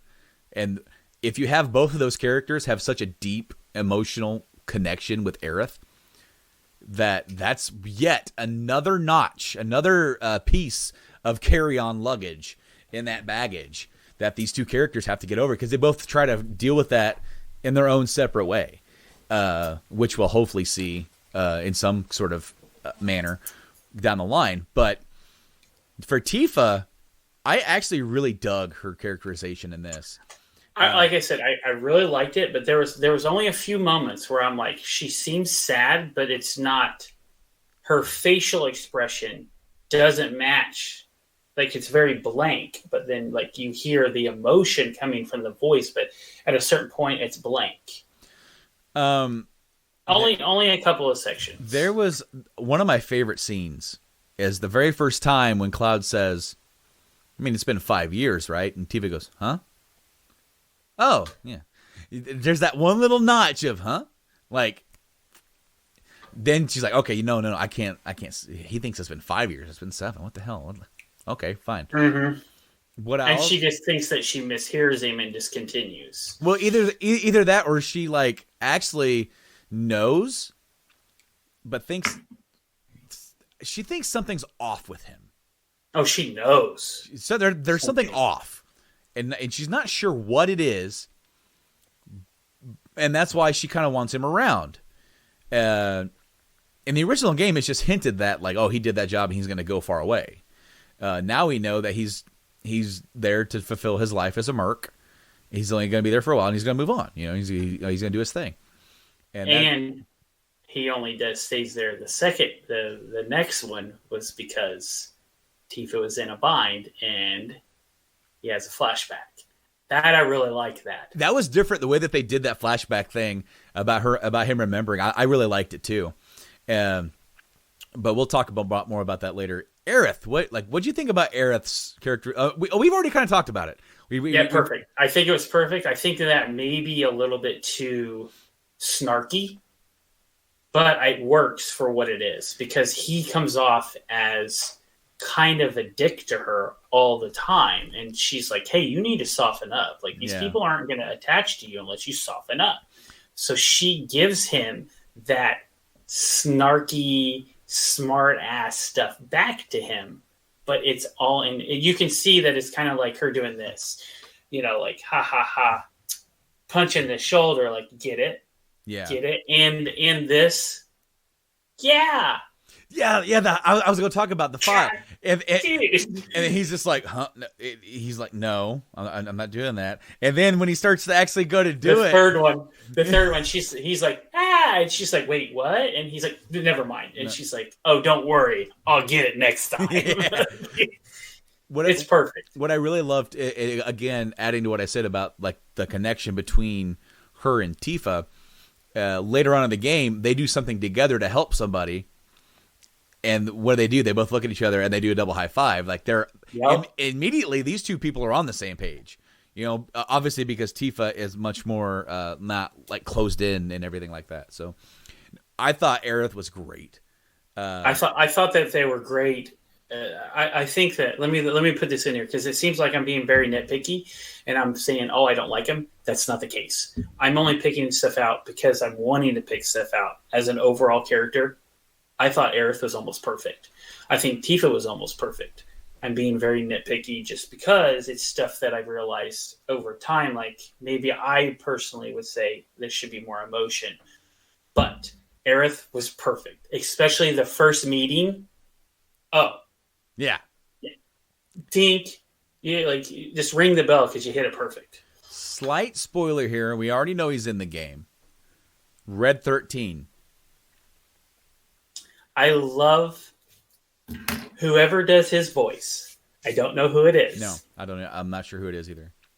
Bland, monotoned. It was perfect because he's just like, I guess I can do that. But he strikes a balance too because he's not completely tone deaf. He's like, he's pulling back. He's holding back. He's trying to portray, as we know with the original game, Red 13 is trying to portray himself not to be a youngster, not to be a kid, where he's trying to fit in here, and I felt like to us though he would not be. He would be older, but in his species, he's actually quote unquote a teenager. Right, but I mean, it's just about how you act. It's like he would act like a teenager would, and he's trying so hard not to portray that. And so there's a bit of a facade, but I absolutely loved his portrayal. We already know this isn't a spoiler. He's not a playable character. They've already said that from the get-go, and that's because you get him so late in the game because of the placement of the Shinra Tower. Hey, Red. Yeah. Oh man. Yes, dude. Perfect. Oh. Anyways, there's a scene. That whole scene. I'll tell you guys. That whole scene cracked me up. Like him and Barrett were trying to move stuff out of the way, and Red's lifted with his head. He's lifted. I'm like, you got a super soldier over here who's fighting. Yeah, he's fighting, but still. And Barrett goes for the. What's he say? He's like, "We make a good team, Red." And he puts his hand up, and Red and looks at him, and then he spins around and he flaps him with his fire tail. Well, because it looks, because it looks like he's reaching like, "Give me paw," like he would for your dog. And he's like, "What the hell, Red?" Just that was a perfect moment in that because it's very tense, and then he's like, "All right, we made it. Let's move on. High five." And Red hits him with his tail. Yeah. Which is on fire. What the hell, Red? I love it. Perfect. Well, next. Let's add in the other ones. We missed a couple. Right. Biggs, Biggs, Jesse, Wedge. Yeah. What'd you think of their characterization here? Because they actually did a lot more with these characters than was originally done in the original game. A lot more. I love Wedge. He's one of those people that he wants you to love him. Mm-hmm. He wants to be friends with you. And then I love Jesse's dynamic because she is, in the game, she is originally an actress that turns. Mm-hmm. And only because we find out later that's a kind of a spoiler. We won't say that. But she turns. But she continues to act. But she also has a little thing for Cloud. And her and Biggs' conversation. Mm-hmm.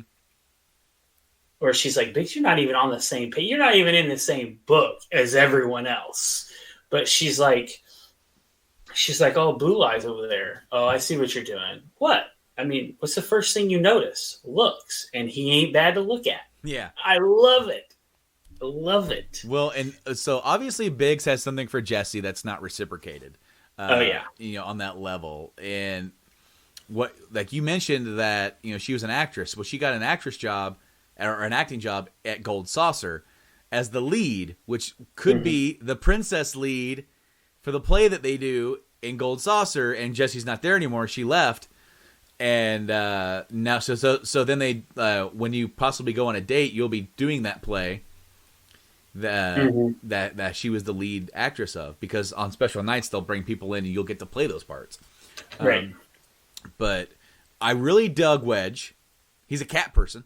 I love Wedge. he gets distracted by all these cats. He's so funny. And I love his thing with food. Yes. His obsession with food. Yeah. I'm on empty. We'll get you food later, Wedge. Just complete it. I just want to let you know I'm on empty. I love their dynamic together. And as I said before, that they added so much to their original characters because you don't get to spend a whole lot of time with them in the original game. But now, since they've extended this story, you do get to spend a lot more time with them. Even a whole chapter is dedicated to you spending time with these three characters. And only those three characters. Yeah, and I dug it. But Marlene, we touched on Marlene, and most of the kid voices were standard anime Square Enix, a young female actress, doing a little boy, like pretty much kind of like what I would imagine Dragon Ball, like the girl that does Kid Trunks. It's like you can almost kind of tell that's not a real, but her voice almost sounded like Disney quality level good. Oh yeah. Like I was not cringy with her voice at all. I'm like, wow, she sounds really good. That's what made me buy into that scene that we'll talk about later with her. But I thought she was done very well. Let's talk about all the voice acting was perfect. Let's talk in about, my opinion. No, I agree. Let's talk about the Shinra folks. What do you think about the representation of the president? Since we don't get to see a whole lot of that in the original game, we only get a couple scenes. I really like that it shows how intense and how much better they think they are. Mm-hmm. It really comes off as that, especially Reactor 2. Well, it's not Reactor 2, but the second reactor you go after. I just want to maybe clarify. The second reactor that you attack, the way he acts and talks, awesome. Until the end of the game. We're going to have a visitor here probably in a few minutes. So just so you know, somebody wants to come back and say hi. He hasn't been on the podcast in a while. Okay, that's fine. But Heidegger, I really liked Heidegger. Like Heidegger's a piece of shit. He is. He was a piece of shit in the original game. Like he's very dislikable. Reeve was. Oh, you see the conflict. Yes, immediately. Yes, in the original game, it takes a while for you to understand that he really wants to do a good job. Hey, buddy. Hey. How you doing? I'm doing good. Yeah? Can I get up here? Yeah, you can get up here. I'm going to get up here. Let me up here. Yeah, but don't be talking too loud into the microphone, okay? Okay. Don't get up right on it because it can hear you. How you doing, bud? I'm doing great. Oh, he smacked. He's chip off the old block. He just smacked the microphone too. There's Spotify and YouTube right there. Yeah. Yep. Our podcast is available on Spotify and YouTube, as well as Apple Music and Podbean and iHeartRadio, Stitcher, and TuneIn. We do it Apple Music because we just find my iPhone. Yeah. An iMessage. Don't try not to grab the mic, okay? What's It's very sensitive. Whoa. What's What up? is that right there? What's what? Right there. What? This? Yeah? That's my monitor for the computer. I got this computer and I got a monitor over here to help me out.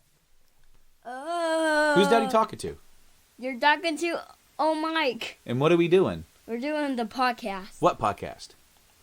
Dancing Just Talk to Mike Challenge. No. What podcast are we doing? Talk to Mike. No. Well, yeah, but what's that? Game Addicts Podcast. You got it, buddy. Podcast is the... And what are we talking about? We're talking about Final Fantasy. Which one?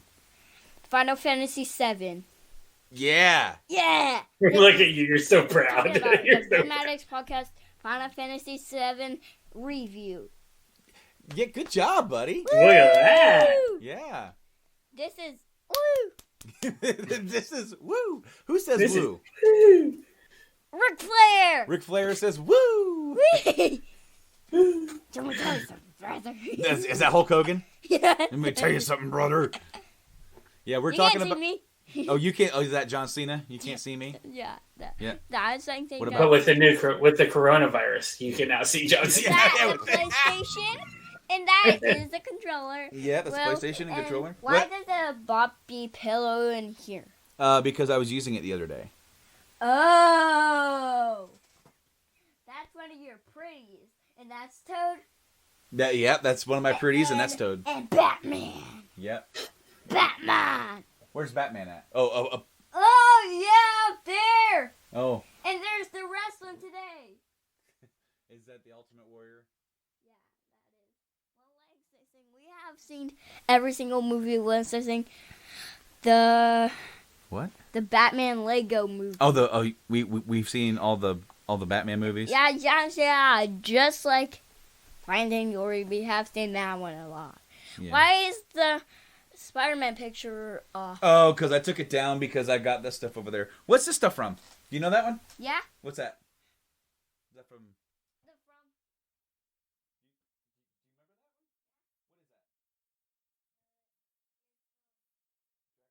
Dragon Ball. Yeah. Dragon Ball is here. One of the things I didn't know. I know. Well, but Wi-Fi is right there. Wi-Fi is right there. Yep, we got Wi-Fi. We are recording a very special episode of the podcast, talking about Final Fantasy VII Remake, and we're doing a review. And we've been recording for almost an hour and a half. Oh, We got a lot more to go. And we're not even close to We being haven't even done. started talking about the story yet. Nope. Main story. But Bubby, I love you, and can we say goodbye now? Goodbye. Say thank you for Bye. listening to the podcast. Thank you for listening to the review. Yep. Thank you for Final Fantasy VII from the Game Addicts Podcast. You're right. And thank you for You're the right. podcast. You're right.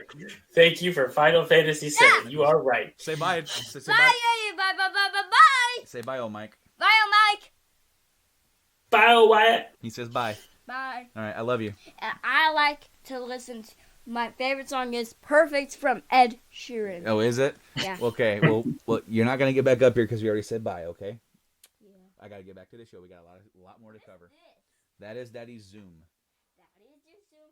And Yeah, all right. this is the heater. Look at him. Yeah, go. Shut the door, buddy. Close the door.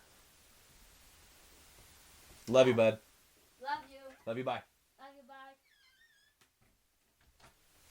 Love you. Bye. Yeah. Anyways. He's a ball of fire, dude. Oh yeah. He literally gets so the thing is that he gets so excited to actually talk. It's not just like on the podcast, but like when he sees somebody he hasn't seen in a while, that he just starts rambling. Like he's just like, I have to tell you everything going on in my life right now. And so a lot of the times he just goes, my favorite song is this. He goes, I did a puzzle the other day, or like it'd just be like, All right then. Yeah, cool. Anyway, we were talking about Shinra, and we talked about Reeve, and like you said, the original game, it takes a lot longer for them to really tell you or like get the message across that he really does care about the people of Midgar. I want to add something. Yeah. We got the bathroom scene in Disc 1. You know what I'm talking about, right? Mm-hmm. The people know, because in the original game, you don't sneak in, do you, on the first disc? Do you go through the air ducts in the first one? Yes, you do. When you go into you do. You're right. But Barrett goes, and in this one he doesn't. Right. He's a little too big to fit into that hole. I love it. He's looking up at it, and he's like, so, and it's like, you're on guard duty. Right. Like, he didn't even argue. Right. But because he's just like, I'm not gonna fit. There's no way I'm gonna fit. No, Reeve was really well done, and I also liked how there's a moment where when you're in the ducts, you actually can listen down to some other conversations in some other boardrooms, and the group that works under Reeve that are talking about possibly reconstruction are saying, "Look, we got these numbers. He's in the meeting right now. We're going to talk about this more after that meeting." And then they wanted 3 years, 5 years, 10 years. 10 years. And they wanted everyone to be ready to what we're going to do. I like that. That was so much more, I love it. More deep. What do you think? One thing to add to that, one thing that Tifa mentions is it's hard to remember that regular people work here too that are fighting for us. Yeah. Because she hears all this and then she's just like, these are real people. These are real people who aren't evil and greedy. They have a job. They're making a living, and they do care about the people. And they do care about the city. And and it's not that they're like, we want to suck the planet dry of Mako, and we want all the money. It's like, no, these are living, breathing, everyday people, and I love it. It's very easy when you're being an activist and you don't look at the people that you're affecting. Quite like you that. only look at the company. The company as a whole is terrible. Everybody that's a part of this company, and Barrett says it perfectly, but also imperfectly. Of like, at a certain point, you have to understand that you work for somebody that is this bad towards everything. You're just as at fault, but that's not the case because there is only, and technically in Midgard, there is only Shinra. Yeah. That is it. Yeah. You are working with Shinra, or you are at the bottom of the barrel. Shinra is as much of a piece of shit as they say they are, if not more. They are a fascist company that has taken over. They are they are greedy as shit. They are underhanded. They are everything bad that you think they are. Mm-hmm. But even possibly a person who's even worse than the company itself, Scarlet. Scarlet. I was a little disappointed because you didn't see very much of Scarlet. No, Scarlet and Palmer, you didn't get to see a lot of them. I do like Palmer's. First time you meet him, I love the thing with Palmer. That is, as I've said it to you in text messages, I feel like this game, the storytelling of it is poetry in motion. Mm-hmm. To me, it is almost as perfect of a game as I could have hoped for. Yes, there are changes. It is not a one for one. But I enjoy that because it, as we've both stated, it keeps the integrity of the real game. The only thing, like you say, especially with Scarlet and Palmer, and with maybe some of these other characters, you don't get a lot of like Reeve. You don't get a lot of time with them because their role at this point in the overall main story is pretty limited. So we get to see them and see that they are important people in the company, but we don't get a lot of explanation. They did add more scenes with Reeve, which was good because that needs to happen. Yes. That seed needs to get planted here. Meanwhile, Scarlet's going to come into a much bigger role after the shakeup of the company. I just wish they would have shown more of her in her production of the equipment, because basically all those major machines were designed by her and Heidegger, but it always seems that Heidegger is the only one that created them. Heidegger, he's the one in charge of the military, essentially, where she's in charge of R&D. Oh well, she's in charge of military development. Meanwhile, Hojo is in charge of R&D, and they got Hojo's maniacalness down to a T. Oh my goodness. He never fully smiles. That half snarky, teeth grinning smile of pleasure of somebody else's freaking torture was perfect. Please note that a large majority of the monsters that we fight in this game are all created by Hojo. They're experiments. A lot of them are.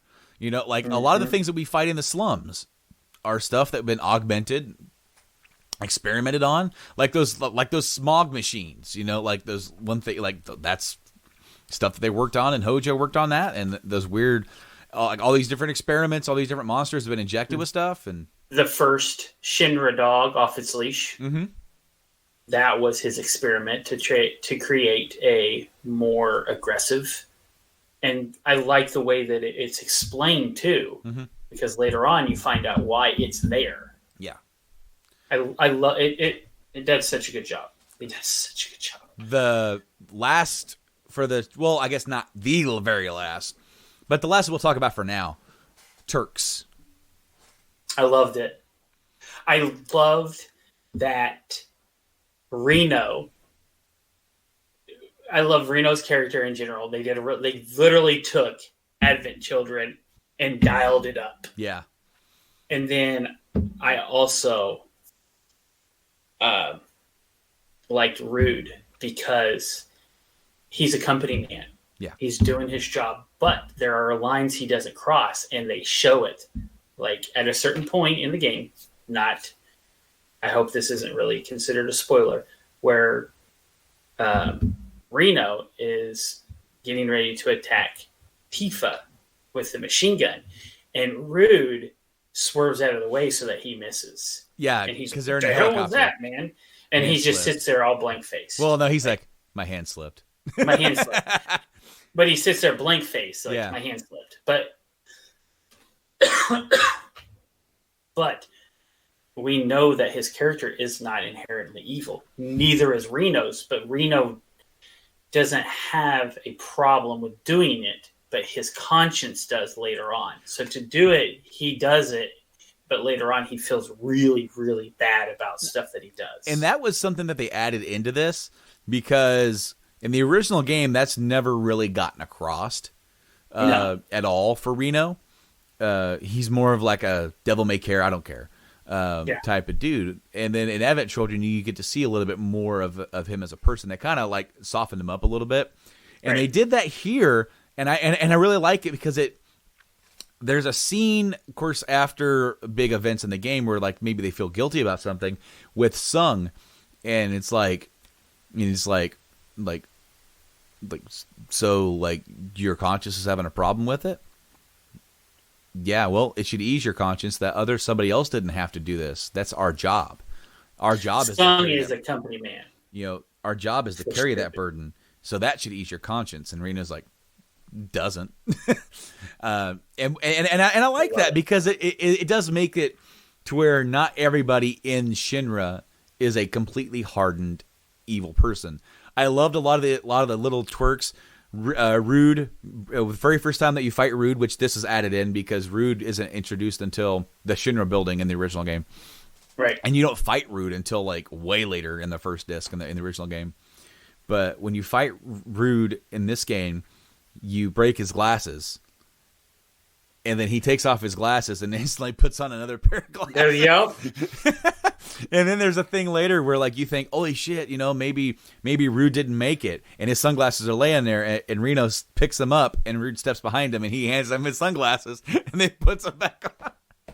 I loved it. It was great. They did such a good job because he is all about his glasses in the Advent Children. Mm-hmm. So they turn that into this, which is perfect. there was a callback to Evan Children too when you're fighting Rude. When you fight Rude, and right after the fight, his phone rings, and what's his ringtone? Mm-hmm.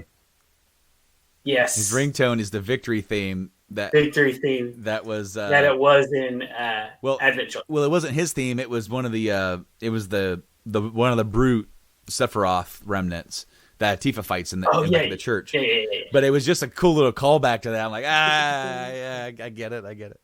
I love that. And then his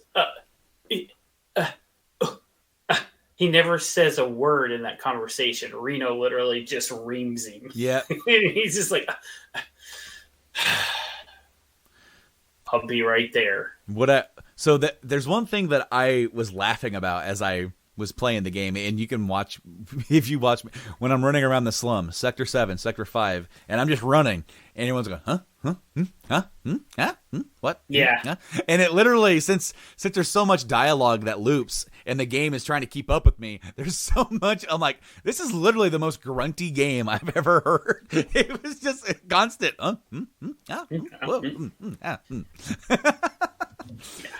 as far as characters, what's left to really like Don Corneo was awesome. Was a big role in this. It got to see him twice instead of once, like in the original game.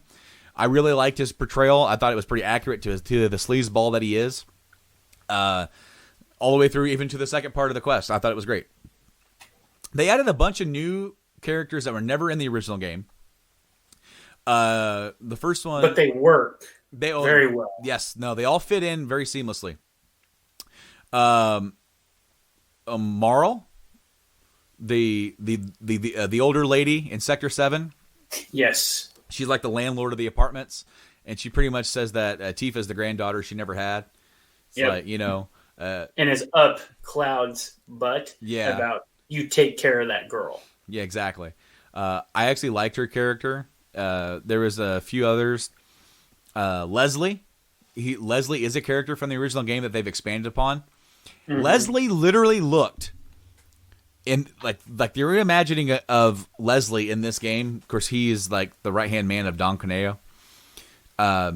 He looked literally like he was a character from Final Fantasy 15. Yes, with the hat, with this, he looked literally like copy and paste. They clicked a character model from 15 and dragged it over here.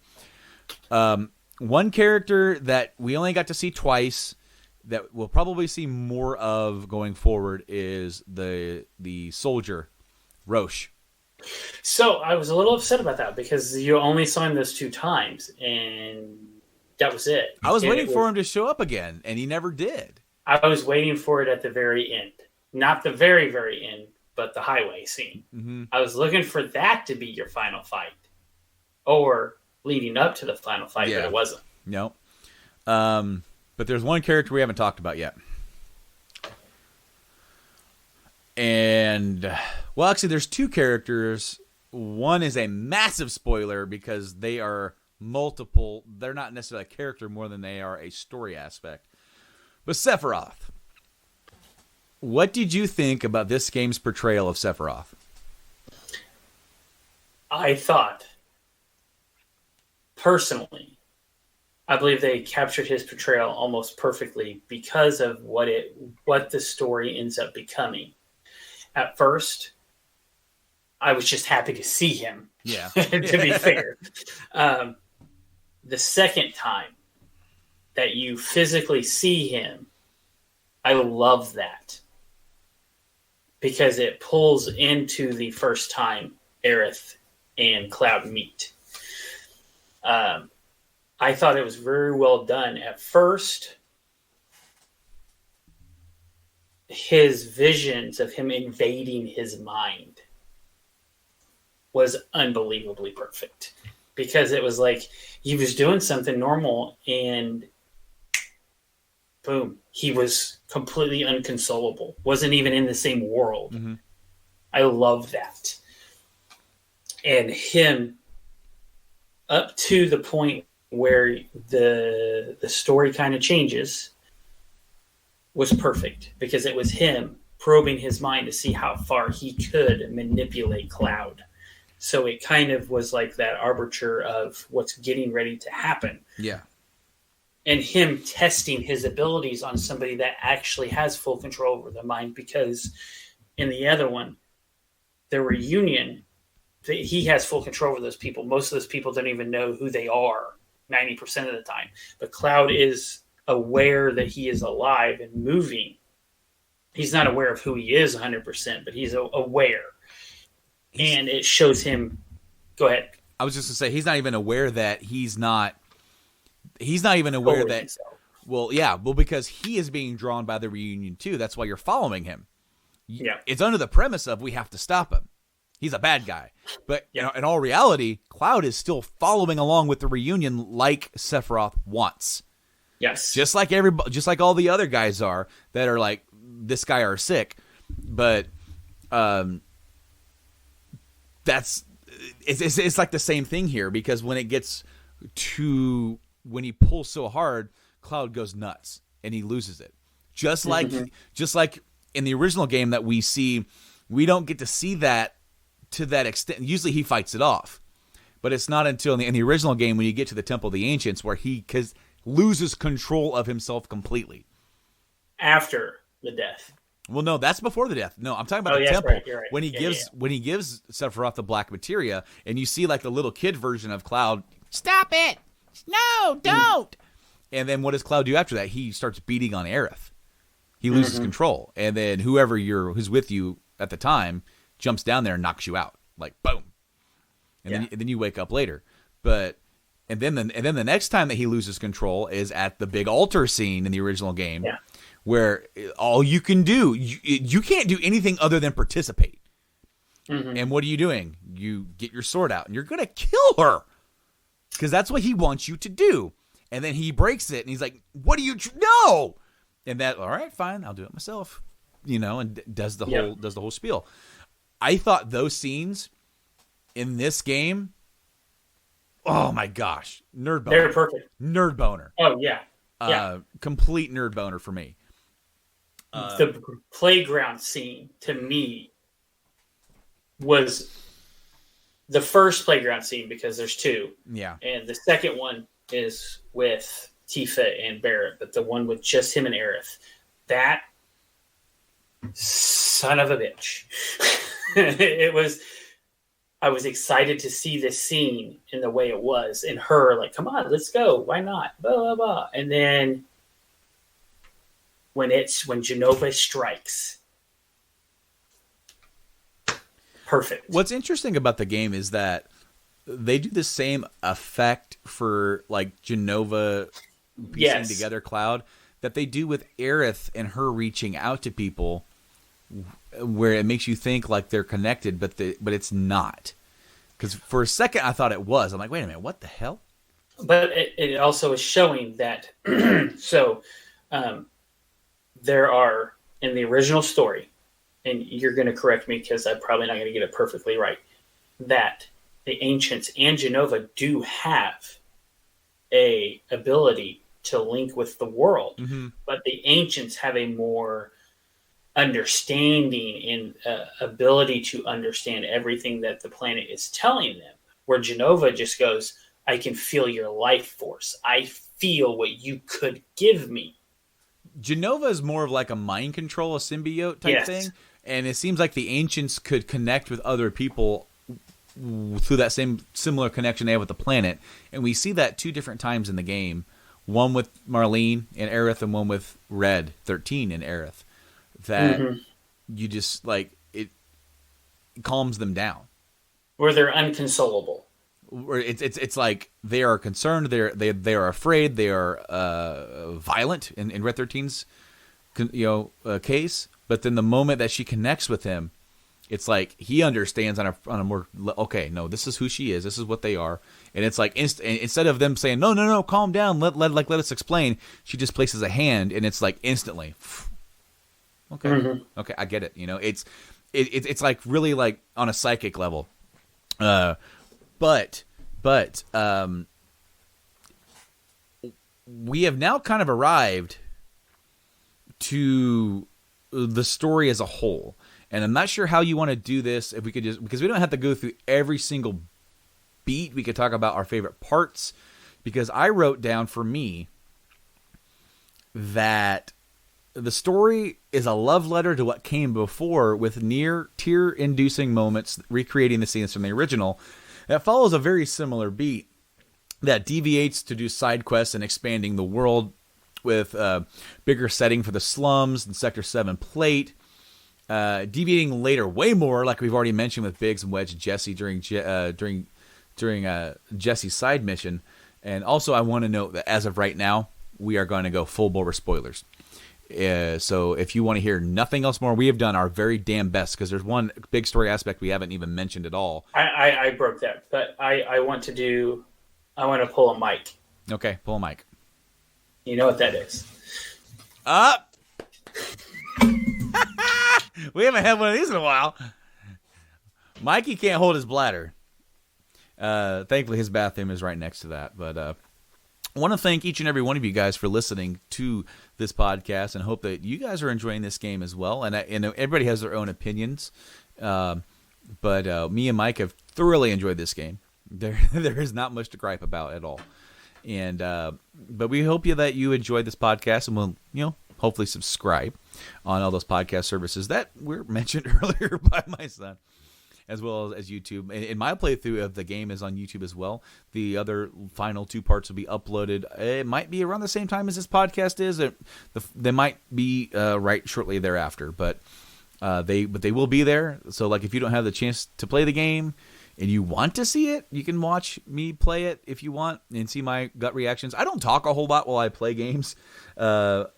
I usually wait for a lull in the action, and then stop and try to just, express my thoughts. There were some episodes where I sat there for almost the whole thing and was pretty quiet just playing, and only talked at the beginning and at the end of the videos. So yeah, go check that out if you want. And it's there. And welcome back, Mike. All right, welcome back. You're welcome.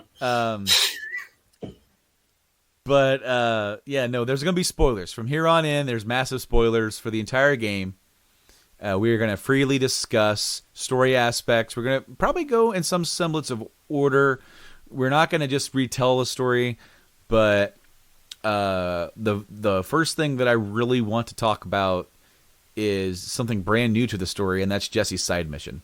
We've touched on it slightly, but essentially, in between the 2 main reactor missions, Jesse asked for Cloud's help to go and procure some items, and Biggs and Wedge go along, and that's the first introduction of the bike scene. They actually introduce it here to kind of get you familiar with the concept before laying it on you later.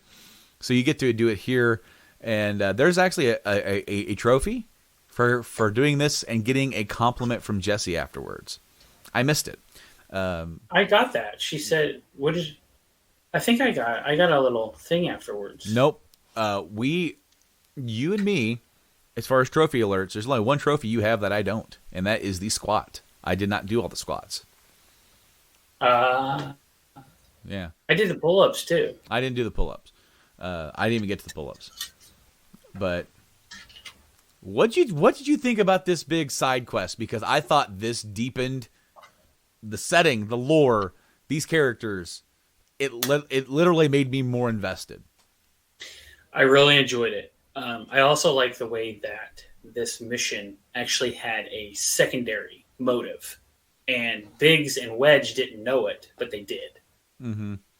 So they just didn't mention it. I really enjoyed it. I took the time. I don't know if you did, but I looked at everything you could in the in his room and her dad's room. So Jesse wants you to steal her dad's Shinra identification card, her ID card, that thing. And he was a maintenance worker at a reactor, and there was an accident, and he has severe Mako poisoning. And that's the first thing I thought of. I'm like, holy crap, he has Mako poisoning. And there's only one thing that I missed. It was maybe I don't know what it was. It was some papers. And they tell you that paper thing, it just says, we don't have time for this. There's papers on the floor. There's papers on the desk. You touch them and it says, I have to get back. Like he basically says don't. So everything you saw, if you said that's the only thing you didn't see was the papers, you saw it all. Okay, because there was the invite that she sent them the invite with the tickets to her play, and after her dad gets sick, that's when she abandons being an actress and becomes an activist against Shinra and the Mako, and learned which she never really actually gets to act. No, because that was her first one. Yep, she's still living the facade of being an actress to her mom, who has been basically just caring after her dad this whole time. And her mom doesn't even know that she lives in Midgar, like underneath. She thinks that she's just visiting, and because she's trying to convince her to move back and get an acting gig down in Sector 8. Hey, you can go in the theater. Yeah, just go down there. And she's kind of like, well, I don't know, maybe. You're still a stagehand. You shouldn't be a stagehand for these people. Yeah, and the thing is that like they're in there eating dinner with Biggs and Wedge, and of course Wedge is eating up all this pizza. He's loving it. He's like, oh my gosh, yeah. But and then like 30 minutes later, he's on empty. He's on empty. But what I like is after you leave, you're walking with Biggs and Wedge, and Biggs kind of alludes to her her father. Why she is who she is, right? And then he goes, no, I won't say. You don't care. And Cloud's like, no, I actually kind of want to know what's up. He goes, well, don't say anything to Jessie because because how she gets a little punchy about the subject. And he goes, well, no, I want to know. And Wedge is all like, bets are off the table. All bets are off the table. And Wedge says, no, seriously, she'll kick our ass, man. I love that. But you actually get to find out a little bit, and Cloud is starting to actually start caring about these people. You see the connection starting to form with Cloud, which is awesome. Well, especially when he sees that, and that's something that he personally, even though he's hiding that part of himself or part of that's locked away, he understands it. He sees that. He gets it. And so now he has some sympathy with Jessie. Doesn't he have a flashback right there with... he does. He has a flashback. And that's the first time he has a flashback of Crisis Core with the reactor in his hometown. That and it's like him being in the tube. Him being in the test tube, or like the little chamber. So... yeah, no, I really love this whole scene, and of course it starts with the bike chase. That's when you first meet Roche, and you do that little fight with him, and then it goes to the warehouse, and you do the fight with Roche again. But what I really loved is that they've expanded Avalanche past this Barrett cell. That was a resurgence of Avalanche, and to them being a much bigger presence. And that now Barrett's group has been pretty much ostracized from the main group due to them being a little bit more extreme. Because of President Shinra's, whenever they attempted on his life, he came back with a vengeance. Yeah. And they were like, we got to step back. We've got to take our time and go in again. And Barrett's like, no, we need to go now. Right. So they consider him an extremist group. Yep. And so they don't get a lot of support from main Avalanche cell. And that plays into the story later on too. Where do you want to go next after this? Because I want to do Aerith, the first meeting of Aerith. Okay. Because I really like how they did it this time around. So did I. I thought it was great. In the original game,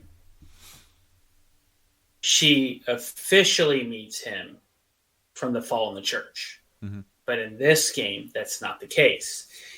Basically, she is walking around with her flowers, and you approach her on the street after the bombing of the first reactor. You're all alone. You're making your way back to Seventh Heaven. and you see her like fighting off this invisible entity. And basically he just shows up. But what I really like about it is that it doesn't just show up. He has an attack where Sephiroth invades his mind immediately. And him literally putting his hand on her shoulder and just smirking at him gave me that tingle of like, oh my God, this is amazing. And then her doing the, hey, are you okay? Which is from the original game, was beautiful. I thought that transition was, it hit everything I ever wanted to see. It was perfect. And Sephiroth, who is fully aware of the entire situation that they are in, is poking the bear. Essentially, he is poking at Cloud to move a certain direction. And I like that because you see, that's the first, to me, like, it's not the first time that you see him manipulating Cloud. It's actually the second, but it's the first time you really can see Sephiroth face to face talking to him and trying to poke the bear. I love it. The things we haven't talked about, those invisible things that we haven't mentioned yet, we kind of did with the whispers, because we didn't know what they were. You don't find out what they are until like the end of the game. But once you are told kind of what they are, you start piecing it together. Because the first time you literally see a glimpse of them is within the first moment of the entire game. They're there from when Aerith is in that alleyway. And the whispers are essentially time cops. They are things that in other words, there are things going on here. This is what is, it's being controversial to some people on the internet because the game kind of swerves you at the end.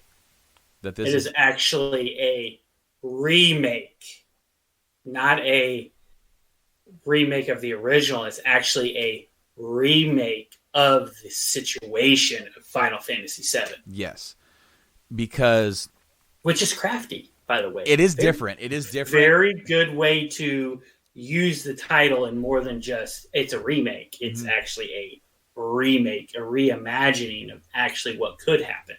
And I use this analogy where it was like what they did with what J.J. Abrams did with Star Trek 09, where he goes, I'm going to make a movie about the original Star Trek Enterprise crew. And instead of just going back and redoing a version of that story, I'm going to use the timeline that already existed, involves some time travel, send Spock back in time, and now he is there. Now he's there as an old man, and he's there as a young man. And it changes the timeline and creates the Kelvin timeline. So, like, you have the original Star Trek series. It is what it is. It carries on through with the Picard series now. Now you have the movies, which are the Kelvin timeline, which are similar but altered. Essentially, that's what they did here without so much timey-wiminess. It's weird because it's like, does Sephiroth have the ability to control time, per se?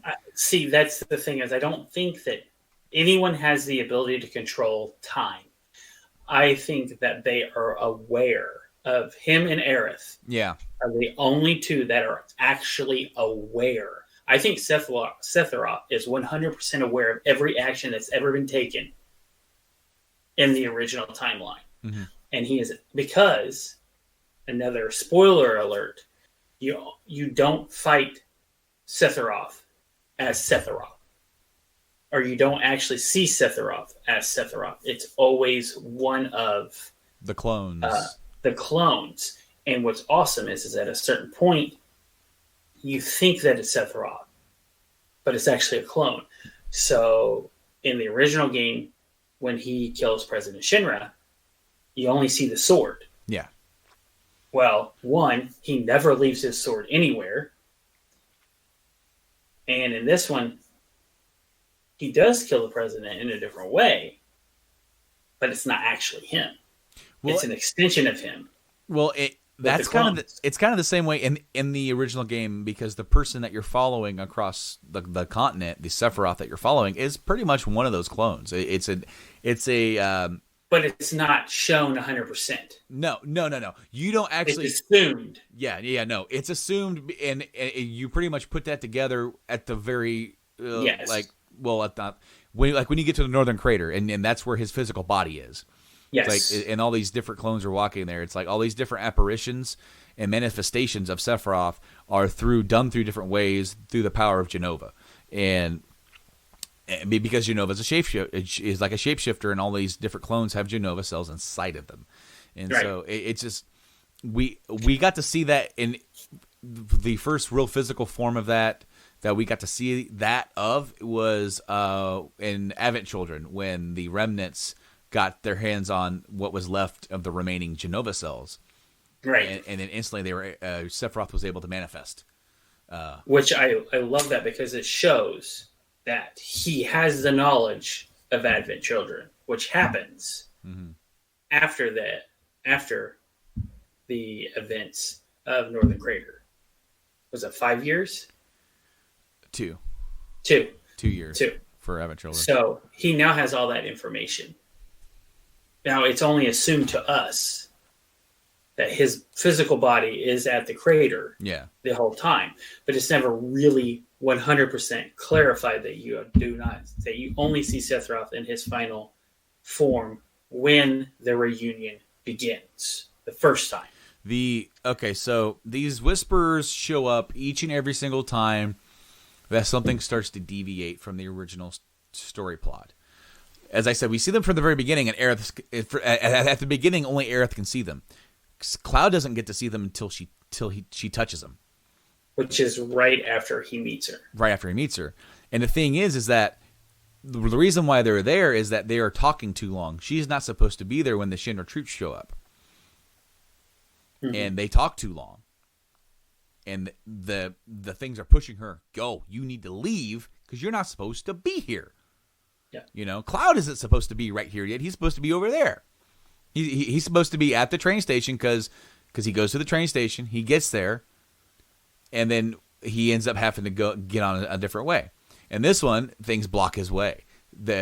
And also, the other time that they show up is when Avalanche decides not to have Cloud go on Reactor 5. Mm-hmm. They said, nope, he's out. So then they show up, and they start attacking. And what happens? Jesse gets hurt. Jesse can't go. Wedge can't go because Wedge has to stay behind. They need somebody. Tifa's in a bind. I'll be damned. Story thread continues, right? Just like it almost autocorrects itself. And then when the next time that we really see them is when Tifa, Aerith, Aerith, and Cloud show up to try and stop the destruction of the pillar of Sector 7. But they get there too soon. So if they get up there now, they might be able to stop it. They're not supposed to be able to stop it because this is destined. So they are delayed long enough. But the thing is, they still change stuff. This is where its fate starts deviating because Wedge doesn't die. He's able to save himself. And then what do Wedge and Aerith do? They try to evacuate people. And they actually succeeded that. Less people die in this version of the events than in the original game. Right. Because in the original game, all 50,000 people are dead. All of them. Nobody survived. Yeah, no. If anybody survived in that original game, they don't show it. Yeah. It is unsaid, but it is assumed that they are all dead. Nobody knew the plot. Yeah. And it just happened. Other than at that point, the 4 members of quote unquote Avalanche. Right. They interfere later on as well. But it's like every time that they do so, they're trying to stop the events from deviating. And we're going to talk about because we're already kind of deviated, because from my notes there are some things that I wanted to say about certain parts. We'll go back to that. We'll just say that's the Whisperers are destiny. They are destiny. We learn that they're the arbiters of fate. They are trying to keep things on track. They're not our enemy. They're not our friend, because there is something that happens on the top of the Shinra building that is 100% deviated. Mm-hmm. I was floored when this happened. I couldn't believe it. I thought, holy crap. So we know that Sephiroth kills the president. And he does so here. With the sword. In a completely different manner. Sure, but still stabs him. Yes. Still stabs him. It still happens. Then he instantly stabs somebody else. Barrett. And I'm like, huh? Now, what I like about that, if you know anything about the creation early on of Final Fantasy VII, the Barrett was the original character who was going to die. Mm-hmm. It was, there were only going to be 3 characters in your party the whole game. It was going to be Cloud, Aerith, and Barrett. And midway through, Barrett was supposed to die and sacrifice. And then you were going to have Cloud and Aerith and possibly a replacement character for Barrett. But when they did that, I was like, oh my God, what? Huh? Yeah. And then I believe you have to do the Genova fight right after that, right? Yes, without Barrett. Without Barrett. So you're with Tifa and Aerith and Cloud. But then it's revealed that And Red 13 is actually fighting as well. Yeah. Yes, he is. Because Red 13 is he's a guest character who does fight and will heal you on occasion. But you can't control him, and you can't do anything with his equipment, because they didn't want to give you a new character so late in the game that you didn't have a lot of time to really get with him, which I understand and respect that. I think it would be kind of cool if only on replay runs that you could use him in the battle arena. I think that'd be badass. I also really like the fact that they said that you weren't going to be able to fight with him. Yeah. But then they made it to where you could fight with him. Yeah. Well, They said that in a way that made it basically mitigated the letdown of you wouldn't be able to control him, because it is a slight letdown, but I get it. But after that fight with Genova, it's revealed that one of the Whispers basically took that blow for Barrett. Yeah. Or healed him or did something, made it to where he didn't die there, because he's not supposed to die there. That is not his fate. That is not his destiny. So they pretty much said, no, now's not the time. This doesn't happen. Sephiroth did that on purpose. I think he did that on purpose to see what they would do. Like, are you going to allow this? He was already under the standing that they were already interfering with the way things were, and that's why early in the game he uses them to cover his escape on certain things of him, like talking to you. And then them pushing you away, but then they're after him in certain parts, and he cuts them down. They're all gone, and he intervenes further because they're trying to prevent him from telling you what's going on. So he basically calls them all off, and then doesn't tell you, but tells you, things will be different this time, and then pulls back, and then you don't understand what's going on, and then. In this moment, he kills Barrett. And then when Barrett comes back, you see him later on smile at they're there. You can either go this route or you can go your own route. Mm-hmm.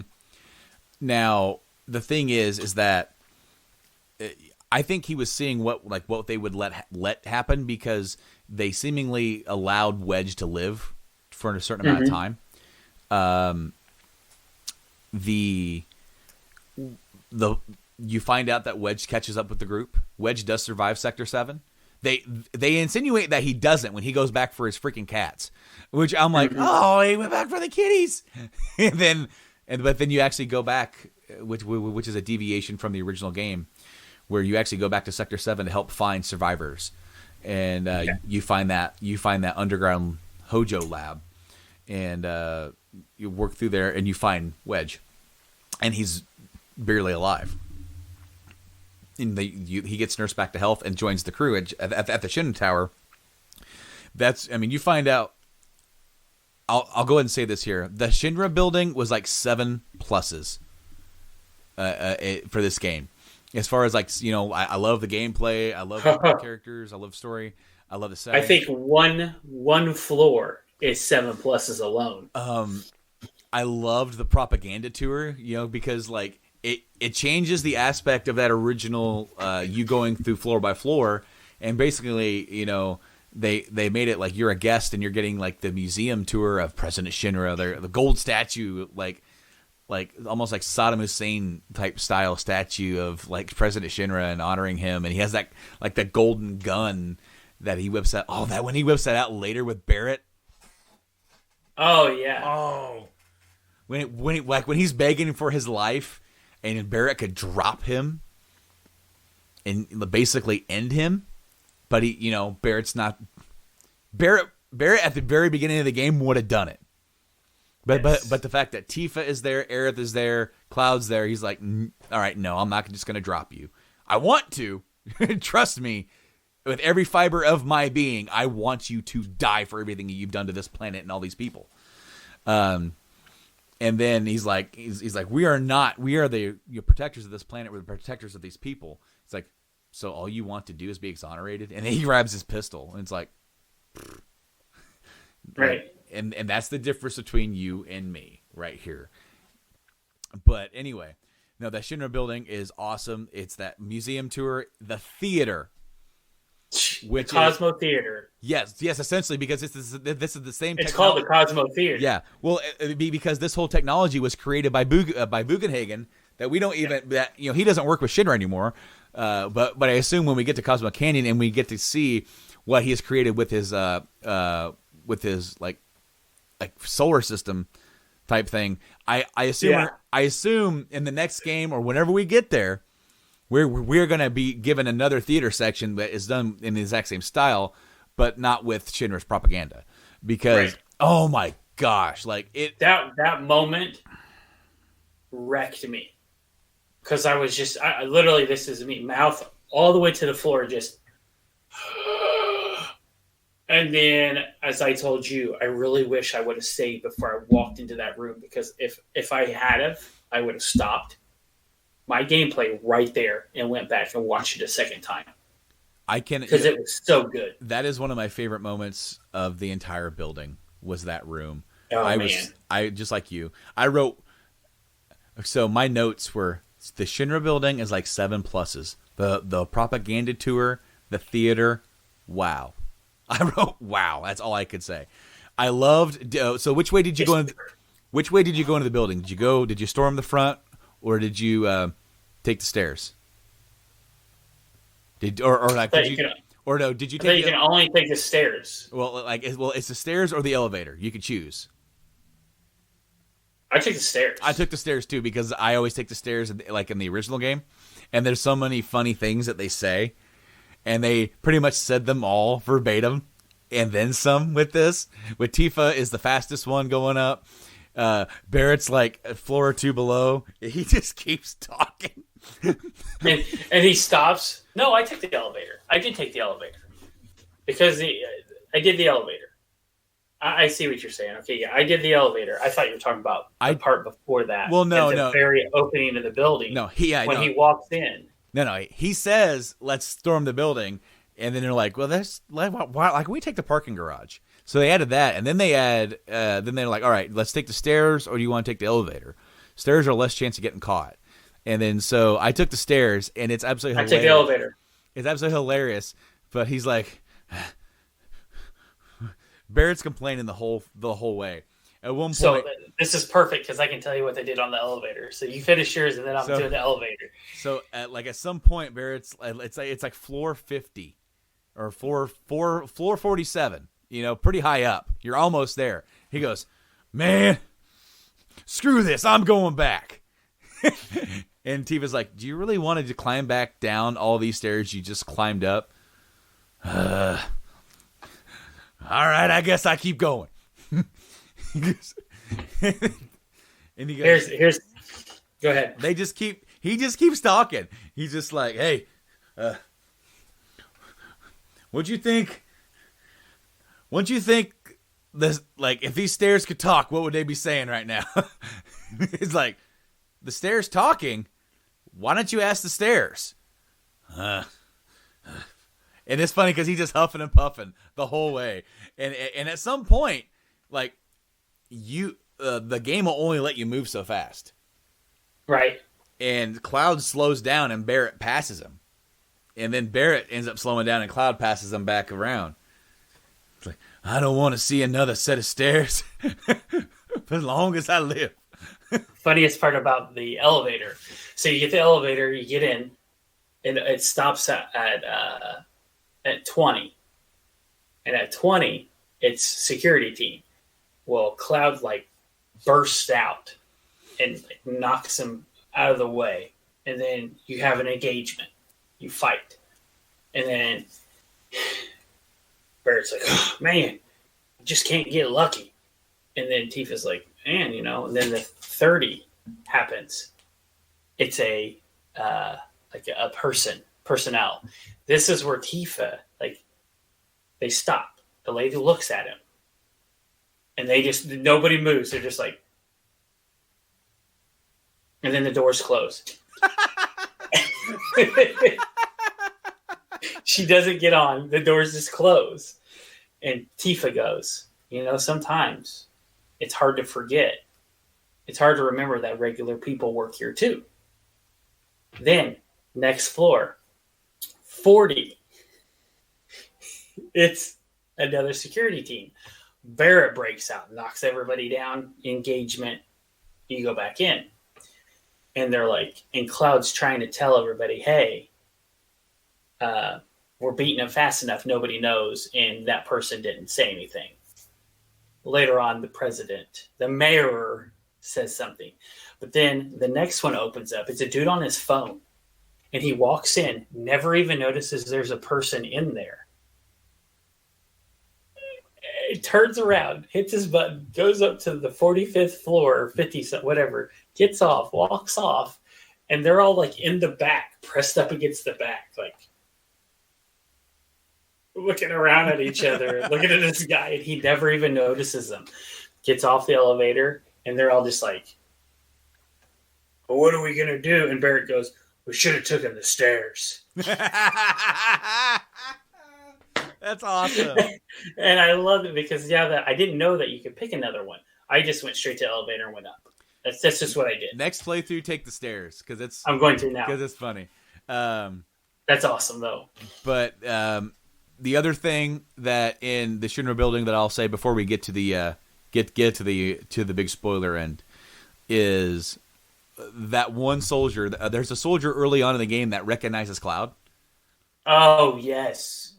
Oh. That gets a 10 out of 10. And then that same soldier sees him in like an HQ when you're going through the rec center. And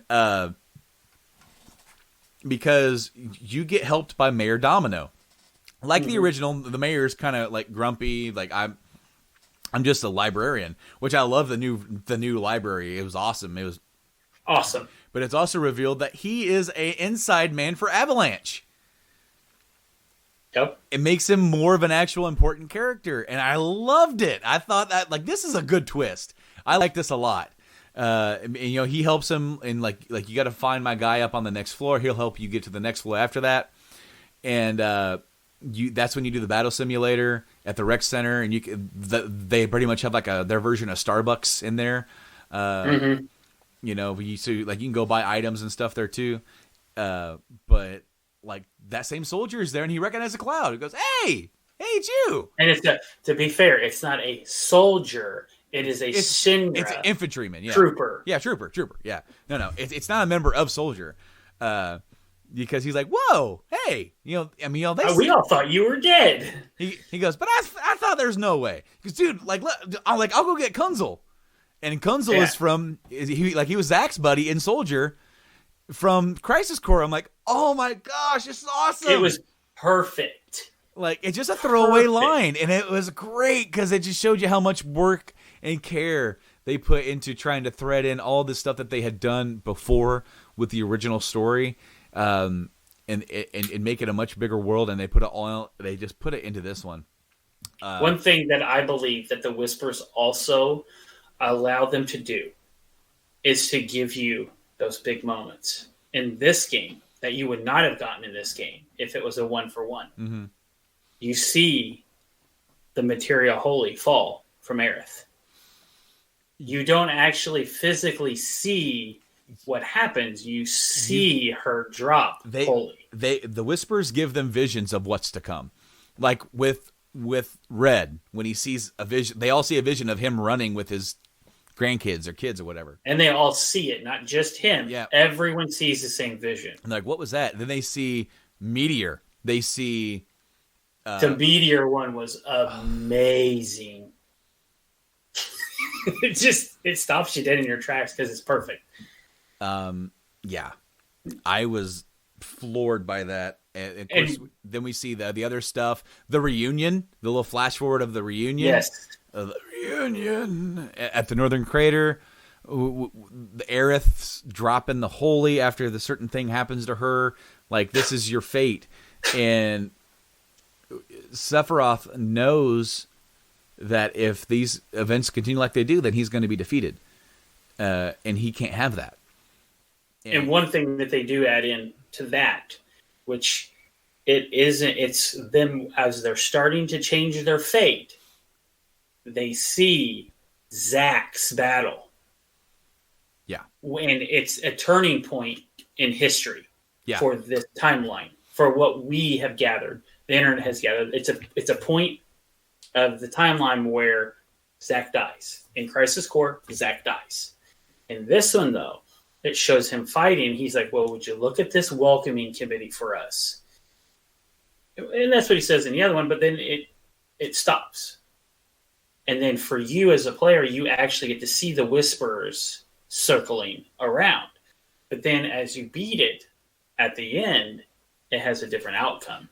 So when we went into the Whisper realm, the realm of fate, whatever you want to call it, I was a little leery. I was like, okay, this is the first part of the game where I'm not okay with what's going on at this very moment. And then it kind of starts giving you the other stuff. And I'm like, oh, this is a way for them to tell us what's going to happen.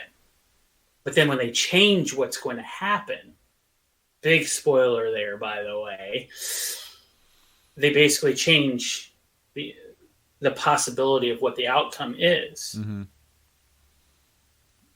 Because I hit the floor. Well, because you have two characters in Sephiroth who knows more, and Aerith who is establishing her understanding of it. Right. She's kind of the one that kind of pushes us to go do it. She opens the door because it's first. Well, technically, she changes the door's location. Mm-hmm. Yeah. Because Sephiroth opens the door to fate, and he said, "If I can do this exactly right, which I'm going to be off." Basically, he says, you can continue your fate. So he gives them an option of, if you walk through this portal that I've created, you go in, that's your fate. You will go out as fate has dictated. It was a choice, but it wasn't a choice. He knew Aerith would change it. Yeah. That's what he wanted. Because he has the ability to pass through, but I don't think he has the ability to completely change it. See, I don't think he does either, and that's why we fought the Arbiter of Fate and defeated it and defeated the Whispers, because that's why he's there at the end and he's smiling like, "Thank you." Well, because what does he do? He tries to kill them. Yeah. Because if he kills them now, guess what? They're no longer in his way. Yeah, and he can. And that's why we get that boss fight with Sephiroth at the end, because he wants to stop them and kill them. Let me stop you right there. That fight. If that's how they're going to do Sephiroth, but harder, that's the way he needs to be. Because he's supposed to be the legend, the god, the best fighter that the world has ever seen. And he fucks your shit up. hard. Yeah, he does. He does. It hard. He beat me twice. He beat me twice because I beat first time around, but it was a long fight. Okay, so the first time I was so enthralled with it that I missed the menu queue. When you play the game, you'll get a little box, the square button, and if you hold it, you can access your menu before the fight. Oh, I didn't do that. I missed that. It will give you that opportunity anytime that you switch characters or have a thing that it'll switch stuff up for you. That way you can get your equipment and your stuff ready to go. Yeah, I missed those. I never even got them. I've seen it before, and I activated it, like especially like around the Rufus fight. You know, that way you can get Cloud set up, just like in the original game where it'll say, "Hey, do you want to do your menu and stuff before you continue?" This one is more subtle, and if you miss it, you're kind of screwed. I was screwed because Aerith had my cure materia. I didn't have another one, and so I was relying on items for the whole fight, and I only got so far. He beat me. The second time. Sephiroth has 3 phases. Four phases technically. You have your one-on-one fight with Cloud. You have your 2-on-1 fight with another character comes in. For me, it was Tifa, but it was still kind of the same fight. And then you have the third character comes in. He amps it up a little bit, and so that's technically, I guess, phase 2. Phase 3 is when he's going all out and he's using hitting hard moves, and basically. On the second time I tried, when Tifa came in, he kicked my ass. Like, I could not block him. He was just hitting me and hitting me and hitting me. Like, the first time around, it wasn't that bad. The second time, I was like, ow, ow, ow, ow. Because I knew that I set my materia up for Barrett to have my heal, which is because I found out Barrett was my third. Okay, and when that's why Aerith had my heal. You know, she was in the boss fight with the Arbiter of Fate. And, Barrett needed my heal, so I put it on him, knowing that last time I made it through the first 2 things fine. It was no big deal. By the time Barrett gets there, then I need the heal.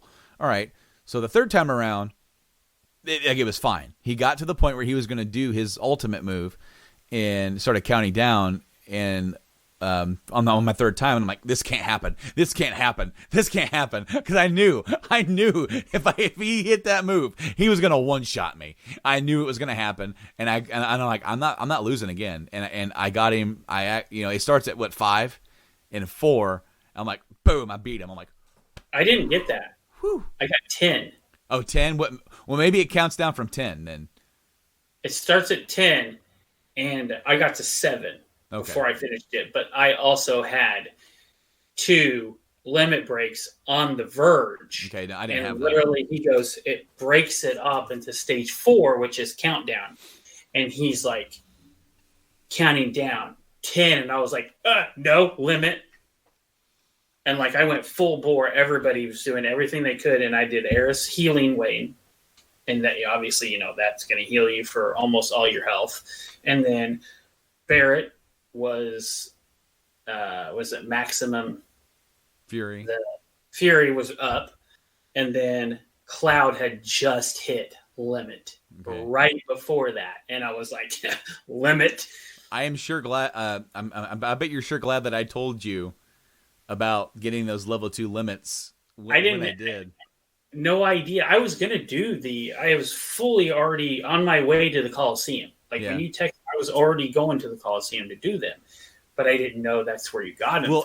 And it's lucky that I said that. I mean, you might have done it, and you were going to do it, but what if you were like, you know what? Maybe I won't do it. Maybe I'll just do it later. And then you wouldn't have got those limits, and then you would have been hard pressed. One thing I do dislike about the limits, you get in the original game, Barrett's ultimate one that you normally use. Yeah. Because there is 4, which is they're considered their ultimate attack, but in the original game, it's only a one-shot other than Cloud. Now, the ones before that, which is Catastrophe for Barrett, is it's like 12-hit shot or something like that, where it can max out. If you have max damage, you can max out at like over 100k damage. You get that as the second one here. Yeah. So what is going to... the next two? I don't know. And we get a completely different limit for Cloud. Yeah. Like it's not Omni Slash. It's called Ascension. But it still hits pretty good. But what happens is that by defeating the Whispers, and then you beat Sephiroth, Sephiroth takes Cloud to the brink of creation, which is phenomenal. Very similar to the very, very, very end of FF7, where you have that, and they do this little same showdown, but Sephiroth basically says things from here on are going to be different. They're not going to happen the exact same way. And here's the one chance you can help me.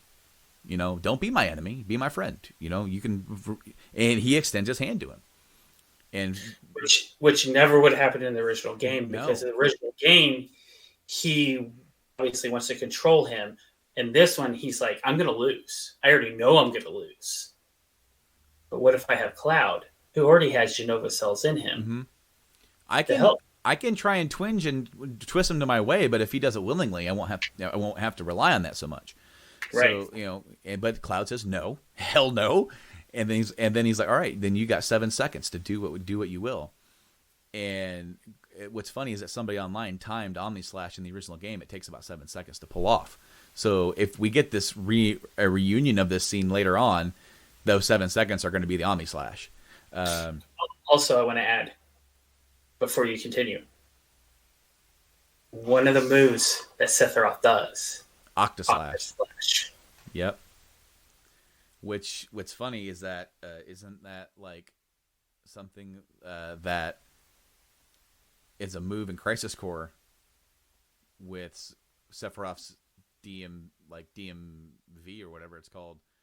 The when Sephiroth's thing comes up, I think you can have him do Octaslash. Zack will do Octaslash, yeah. Anyway, so it's heavily implied that Cloud uses that 7 seconds somehow to save Zack, and that's why he doesn't die. And I don't know if that's true, but obviously Zack doesn't die, because then we see that little scene of they're in the exact same spot of where Zack passes by and he doesn't die there, and Aerith can sense that he's not dead, and it changes that part, and we don't know what happened to Zack to have Cloud have the Buster Sword and be where he is and still be acting somewhat kind of like Zack in some ways. So now we are going into part 2 of this in a completely different base. Also, to add to that, when you watch that scene, I lost my shit when Zack was walking back. Yeah. I was like, oh my God, it's Zack. He's still alive. Holy crap. But it pans and he's looking at Midgar, and you as the player can see the whispers and they shatter, and it shows like glass flakes falling from the sky, which transitions back to Aerith, and it starts raining. And she says, I really miss the steel sky.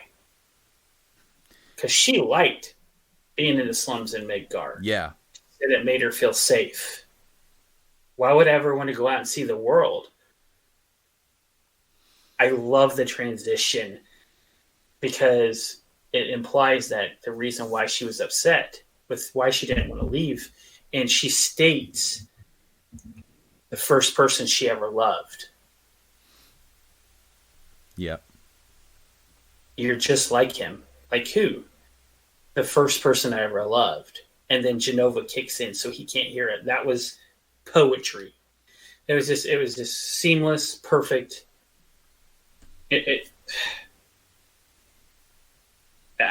There's, to me, you done fucked up, Square. Because this is a level I believe every game you do should be. Well, okay, because like there are a lot of people who really don't like the fact that this is a pseudo sequel now, like a different reimagine. Like the original timeline, FF7, Crisis Core, Advent Children, all that is still intact. They and I, to an extent, I understand because they don't want to mess with that because it was already so sacred to people.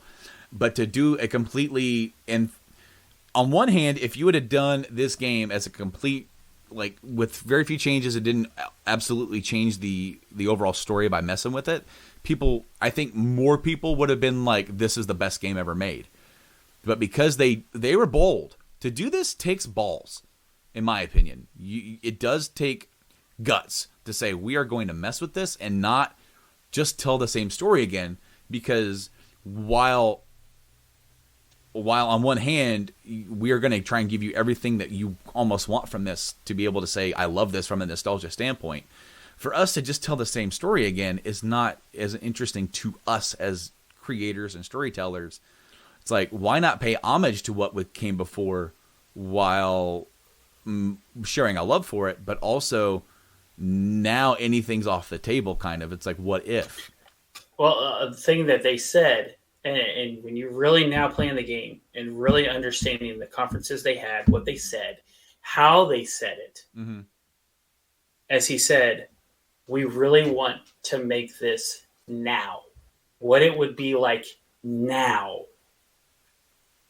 Not then to be remade to look like now, but now with all the timey-wimey. I mean, how many TV shows do you know?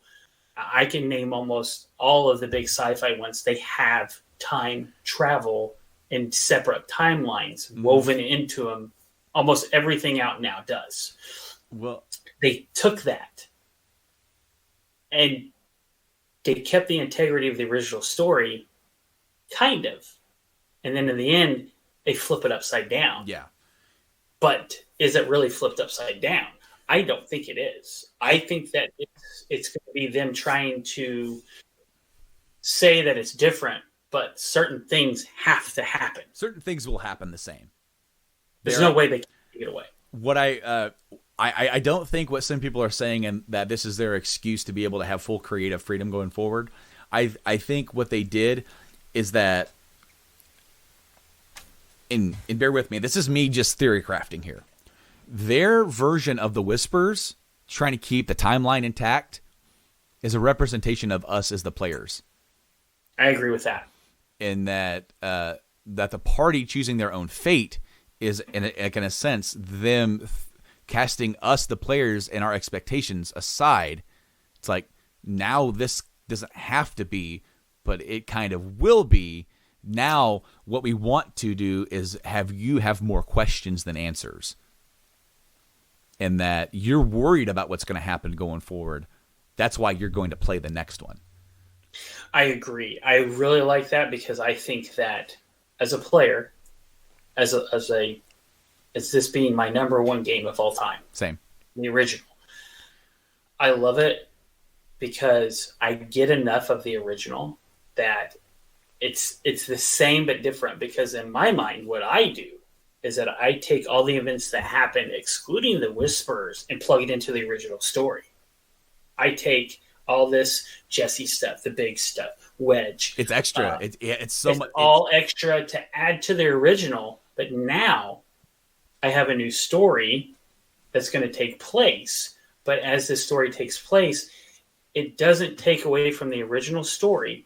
And you as a player can sit there and go, well, yeah, that totally happened originally.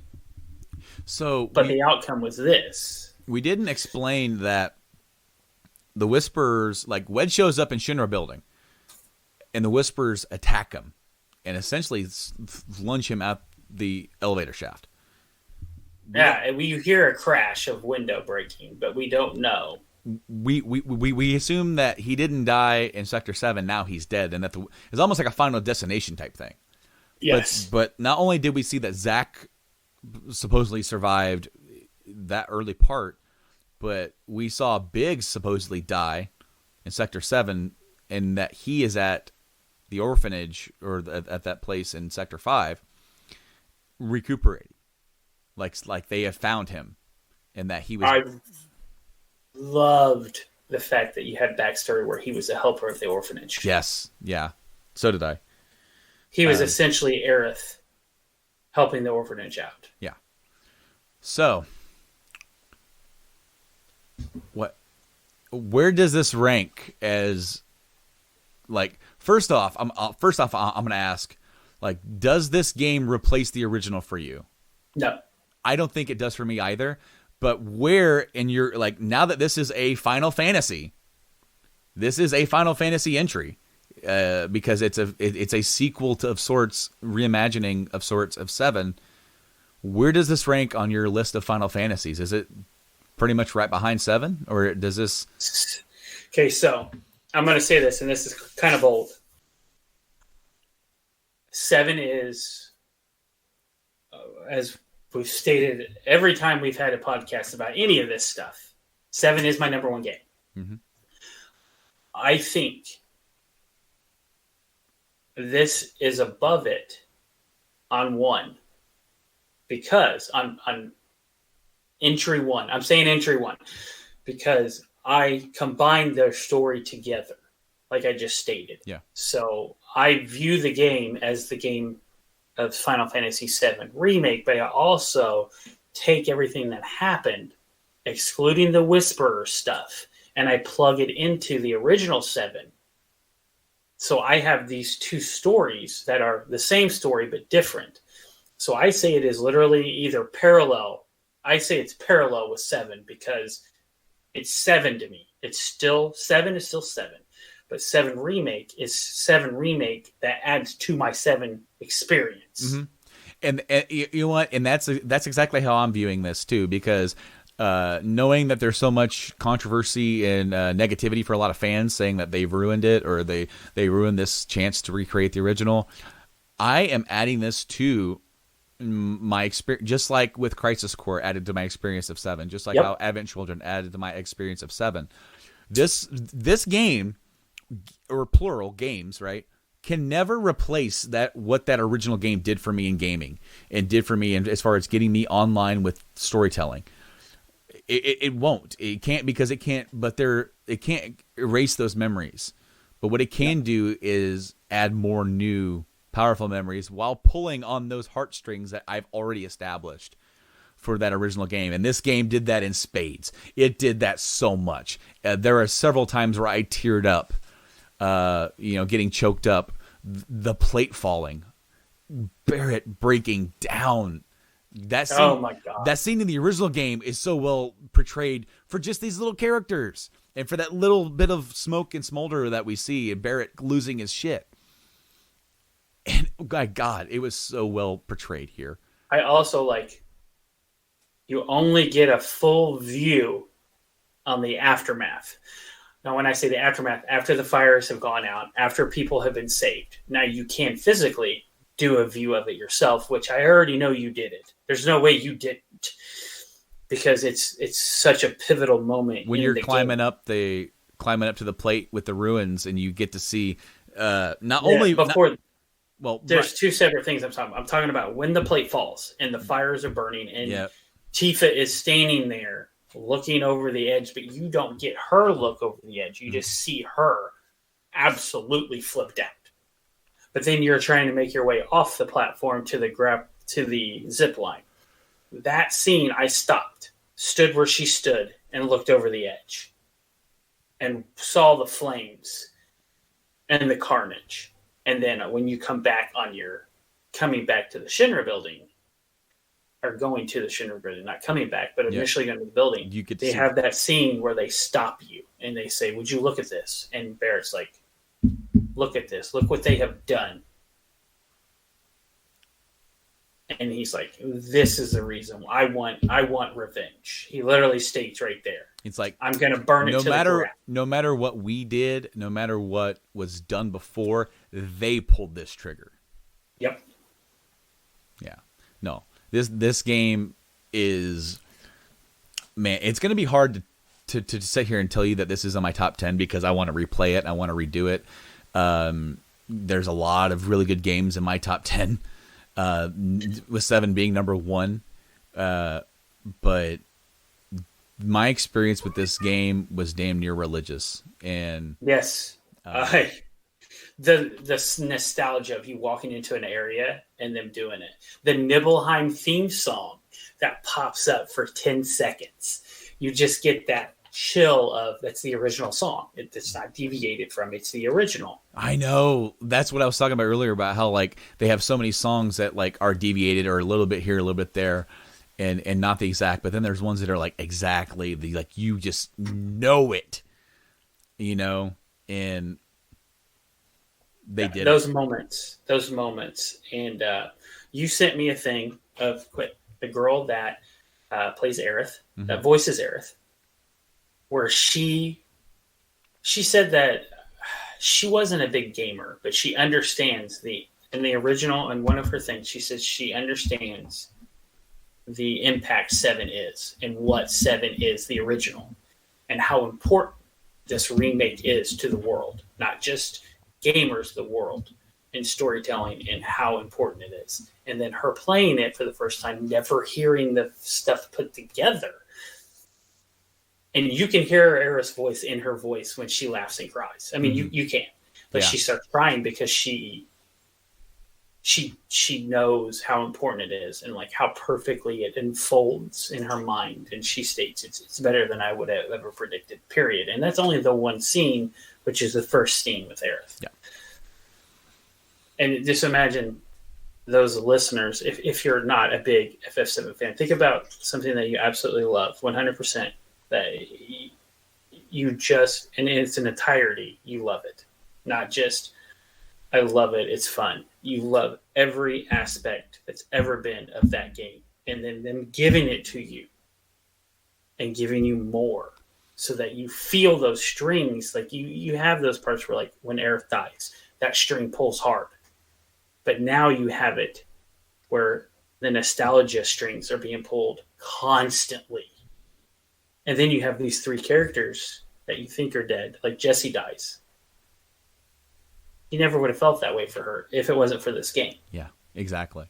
And so they kind of faked you out. Perfect. They kind of faked you out with both, with Wedge at first, but then with Biggs too. Like I actually kind of cared about Biggs, especially when you leave and you learn about his like. He was a big part of that orphanage and helping these kids, and you're like, oh wow, I got more respect for him now. And then the next time you see him, he's on death's door, and he says, "Will you help them?" Yeah, I used to go there. Will you help them? I love it. Yeah. It's so good.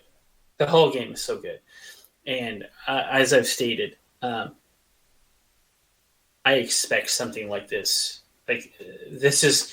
It's amazing that they saved everything. Like, basically, Square Enix saved every perfect thing that they had for this moment, for this game, to pull a story together, to make you feel the way you felt. I felt like they did it absolutely seamlessly, perfectly. The very end, when you got the actual whispers and the hands of fate being changed, when I got there, it didn't feel like it was supposed to be there. But that's the feeling. The feeling is that this, you're not supposed to do this. You're supposed to go through the story as it's being told. And they alter it so that they can tell a different story, but on the same journey. And I enjoyed that, but at first I did not. When we went into the realm, I'm just sitting there going, this, what is this? This isn't right. This shouldn't be happening. But then it does, and then you see all the stuff. It was done very well. My problem is that I expect this quality every time now. This is what I expect because I really do. This game is unbelievable. No, this is a much better put together game than Final Fantasy 15 was. Well, that's not hard to do. But I mean, like the thing is that there are a lot of people who are saying that like the ending of the game. That they want them to, like almost like the Mass Effect 3 thing, change the ending. No, we don't want this. And I say no. They took a risk in an era where it's ballsy to take these kind of risks, and I feel like we're on a journey that's going to be very, very, very fulfilling, and there's no way that when they make Final Fantasy whatever the 7, whatever the next iteration, Part 2 or whatever, that they're not going to be able to put all the things like on the story beats that's going to pull us on the nostalgia level. I mean, you're going to have the same places. Mm-hmm. almost the same things are going to take place, other than their knowledge of. They don't know. I think the thing is that people are misinterpreting is that you see them change the wheels of fate, but did they really change the wheels of fate? Because we don't know. We only know that Sephiroth allowed them to enter the door, basically to go into the hands of fate to change it. The thing is if you remove that entire scene from the game, what has changed? Nothing. Other than they know that Sephiroth knows. Technically, Cloud knows that Sephiroth is now aware of what happens and can change fate. But as up to that very moment, nothing's really changed other than Biggs surviving. Yeah. Which we don't even know if he does or not, because he could play a game in the next one where you never see Biggs again, but you just see story with Biggs doing other stuff. Yeah. So when you really look at it, it says we changed it, but we haven't actually changed it because those characters are not aware of their choices prior to. They only know what the outcome would have been. Well, and we also, like, more people surviving a Sector 7, Marl becoming a figure of leadership, trying to rebuild. You saw, like, you know, we aren't going to, you know, we've already interfered with fate. And things aren't going to go exactly like they did last time. It's not going to be so bleak. But I think the story is going to get kind of bleak because it has to at some point. Because they have to have stakes to stop Sephiroth from his meteor. And you have to have sacrifices. Yeah. And my thing is that we don't know if they ever went back to Sector 7 and rebuilt. But in this game, we see they pull out the Seventh Heaven sign. Yeah. You know, it's all damaged, but they pull it out. They clean up the place. You know, people are moving back in and living there. We never got that in the beginning, but they never mentioned it again. So that's what I feel like people are really jumping to the conclusion of this game's going to be different. I feel like it's almost going to be exactly the same, other than a handful of stuff. Time will tell, and I'm excited to see it. I truly am. I think, just as I've already said, I think we got an experience of a lifetime to be able to revisit this world in the way and through the eyes of the newest generation of consoles in a way that we've never been able to do before, and I'm forever thankful for that. Whatever comes, I really wonder what the open world's going to look like. It may same here. I don't think it's going to be open. I think it's going to be we're on a journey. We have the different areas that we go to. It's going to be interesting for. It's going to be more like Final Fantasy X, when you're traversing the world, you actually have an area of the world that you can traverse in one big block, but you have to still be on a linear path. Yeah, it's the what do we say? It's you believing you're in an open world, but you're not. You're going down a path we've set forth, but you feel like you have the ability to maneuver around the world when you really don't. Yep. Well, I think it's going to wrap us up for this episode. We are pretty much, we hit the mark, man. We are at 2:57. I told you it's a 3-hour one minimum. It is, man. And to be fair, we've cut it down a lot. Well, because we've already talked about stuff before when we really shouldn't have. And so we did, cut some stuff out. But really, I got no major gripes or negativity to say about this game. Nothing. Yep. I enjoyed it thoroughly. The only thing that was negative to me was how many people were being negative about it. Because it's like, and everybody has their own opinions. Everybody's going to have their own. Somebody's like this, the whole ending took it from an 8 out of 10 to a 4 out of 10. I'm like, it really dropped it down that much to you? I don't think it was even an 8 out of 10. I think it was from the beginning all the way up to that point. It was by far a 10 out of 10. Dude, if you're telling me that this game to you is an 8 out of 10 up to that point, you shouldn't even fucking play the game. To me, it's a 10 out of 10, period. This is one of the best games Square's made in a long-ass time, and I can't wait to see what they do next.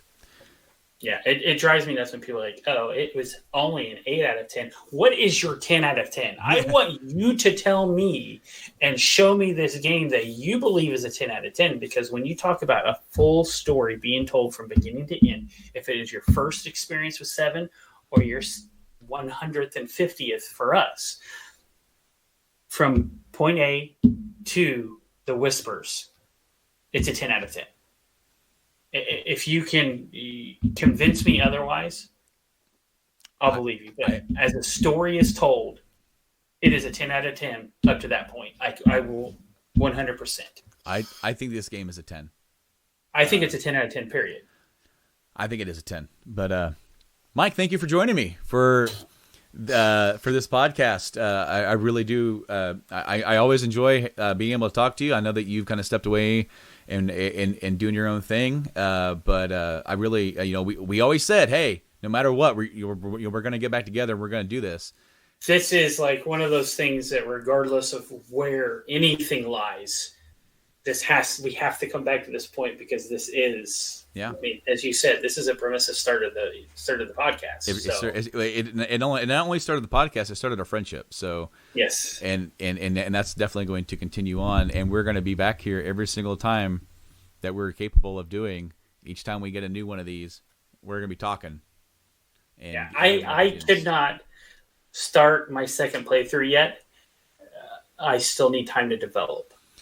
I started it. I started it, but really, like it's cool because I'm noticing things early on already. So right, I needed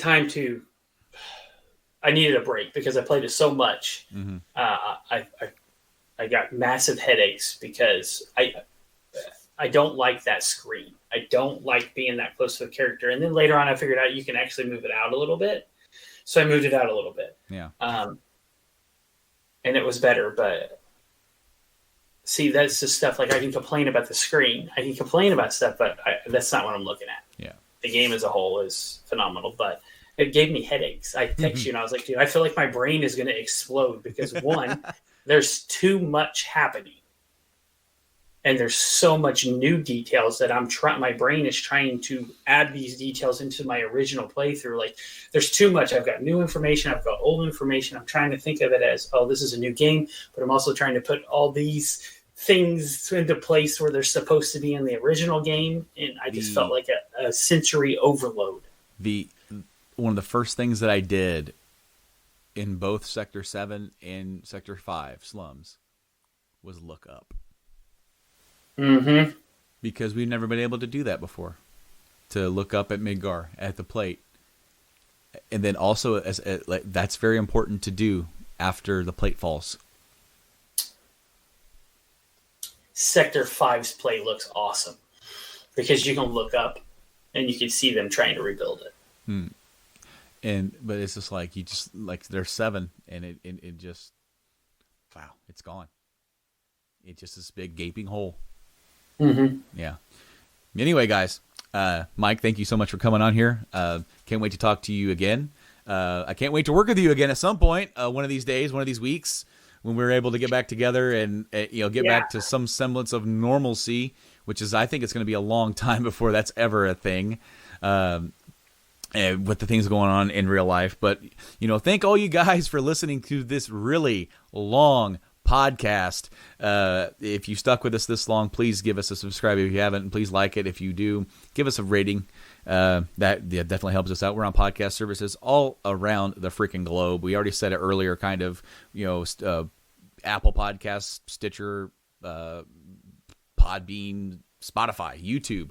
The video version is up as well on YouTube, as well as gameplay of this very game that we're talking about. My entire first playthrough of the game is on YouTube. So if you want to go ahead. Sorry. I'll just say, if you want to come along and join me, I had some audio issues early on where the game is a lot louder than what I'm expecting, but I actually figured out auto ducking on Streamlabs. So whenever I talk, the audio for the game dips down and then comes back up when I stop talking. So nice. This game helped me figure that out.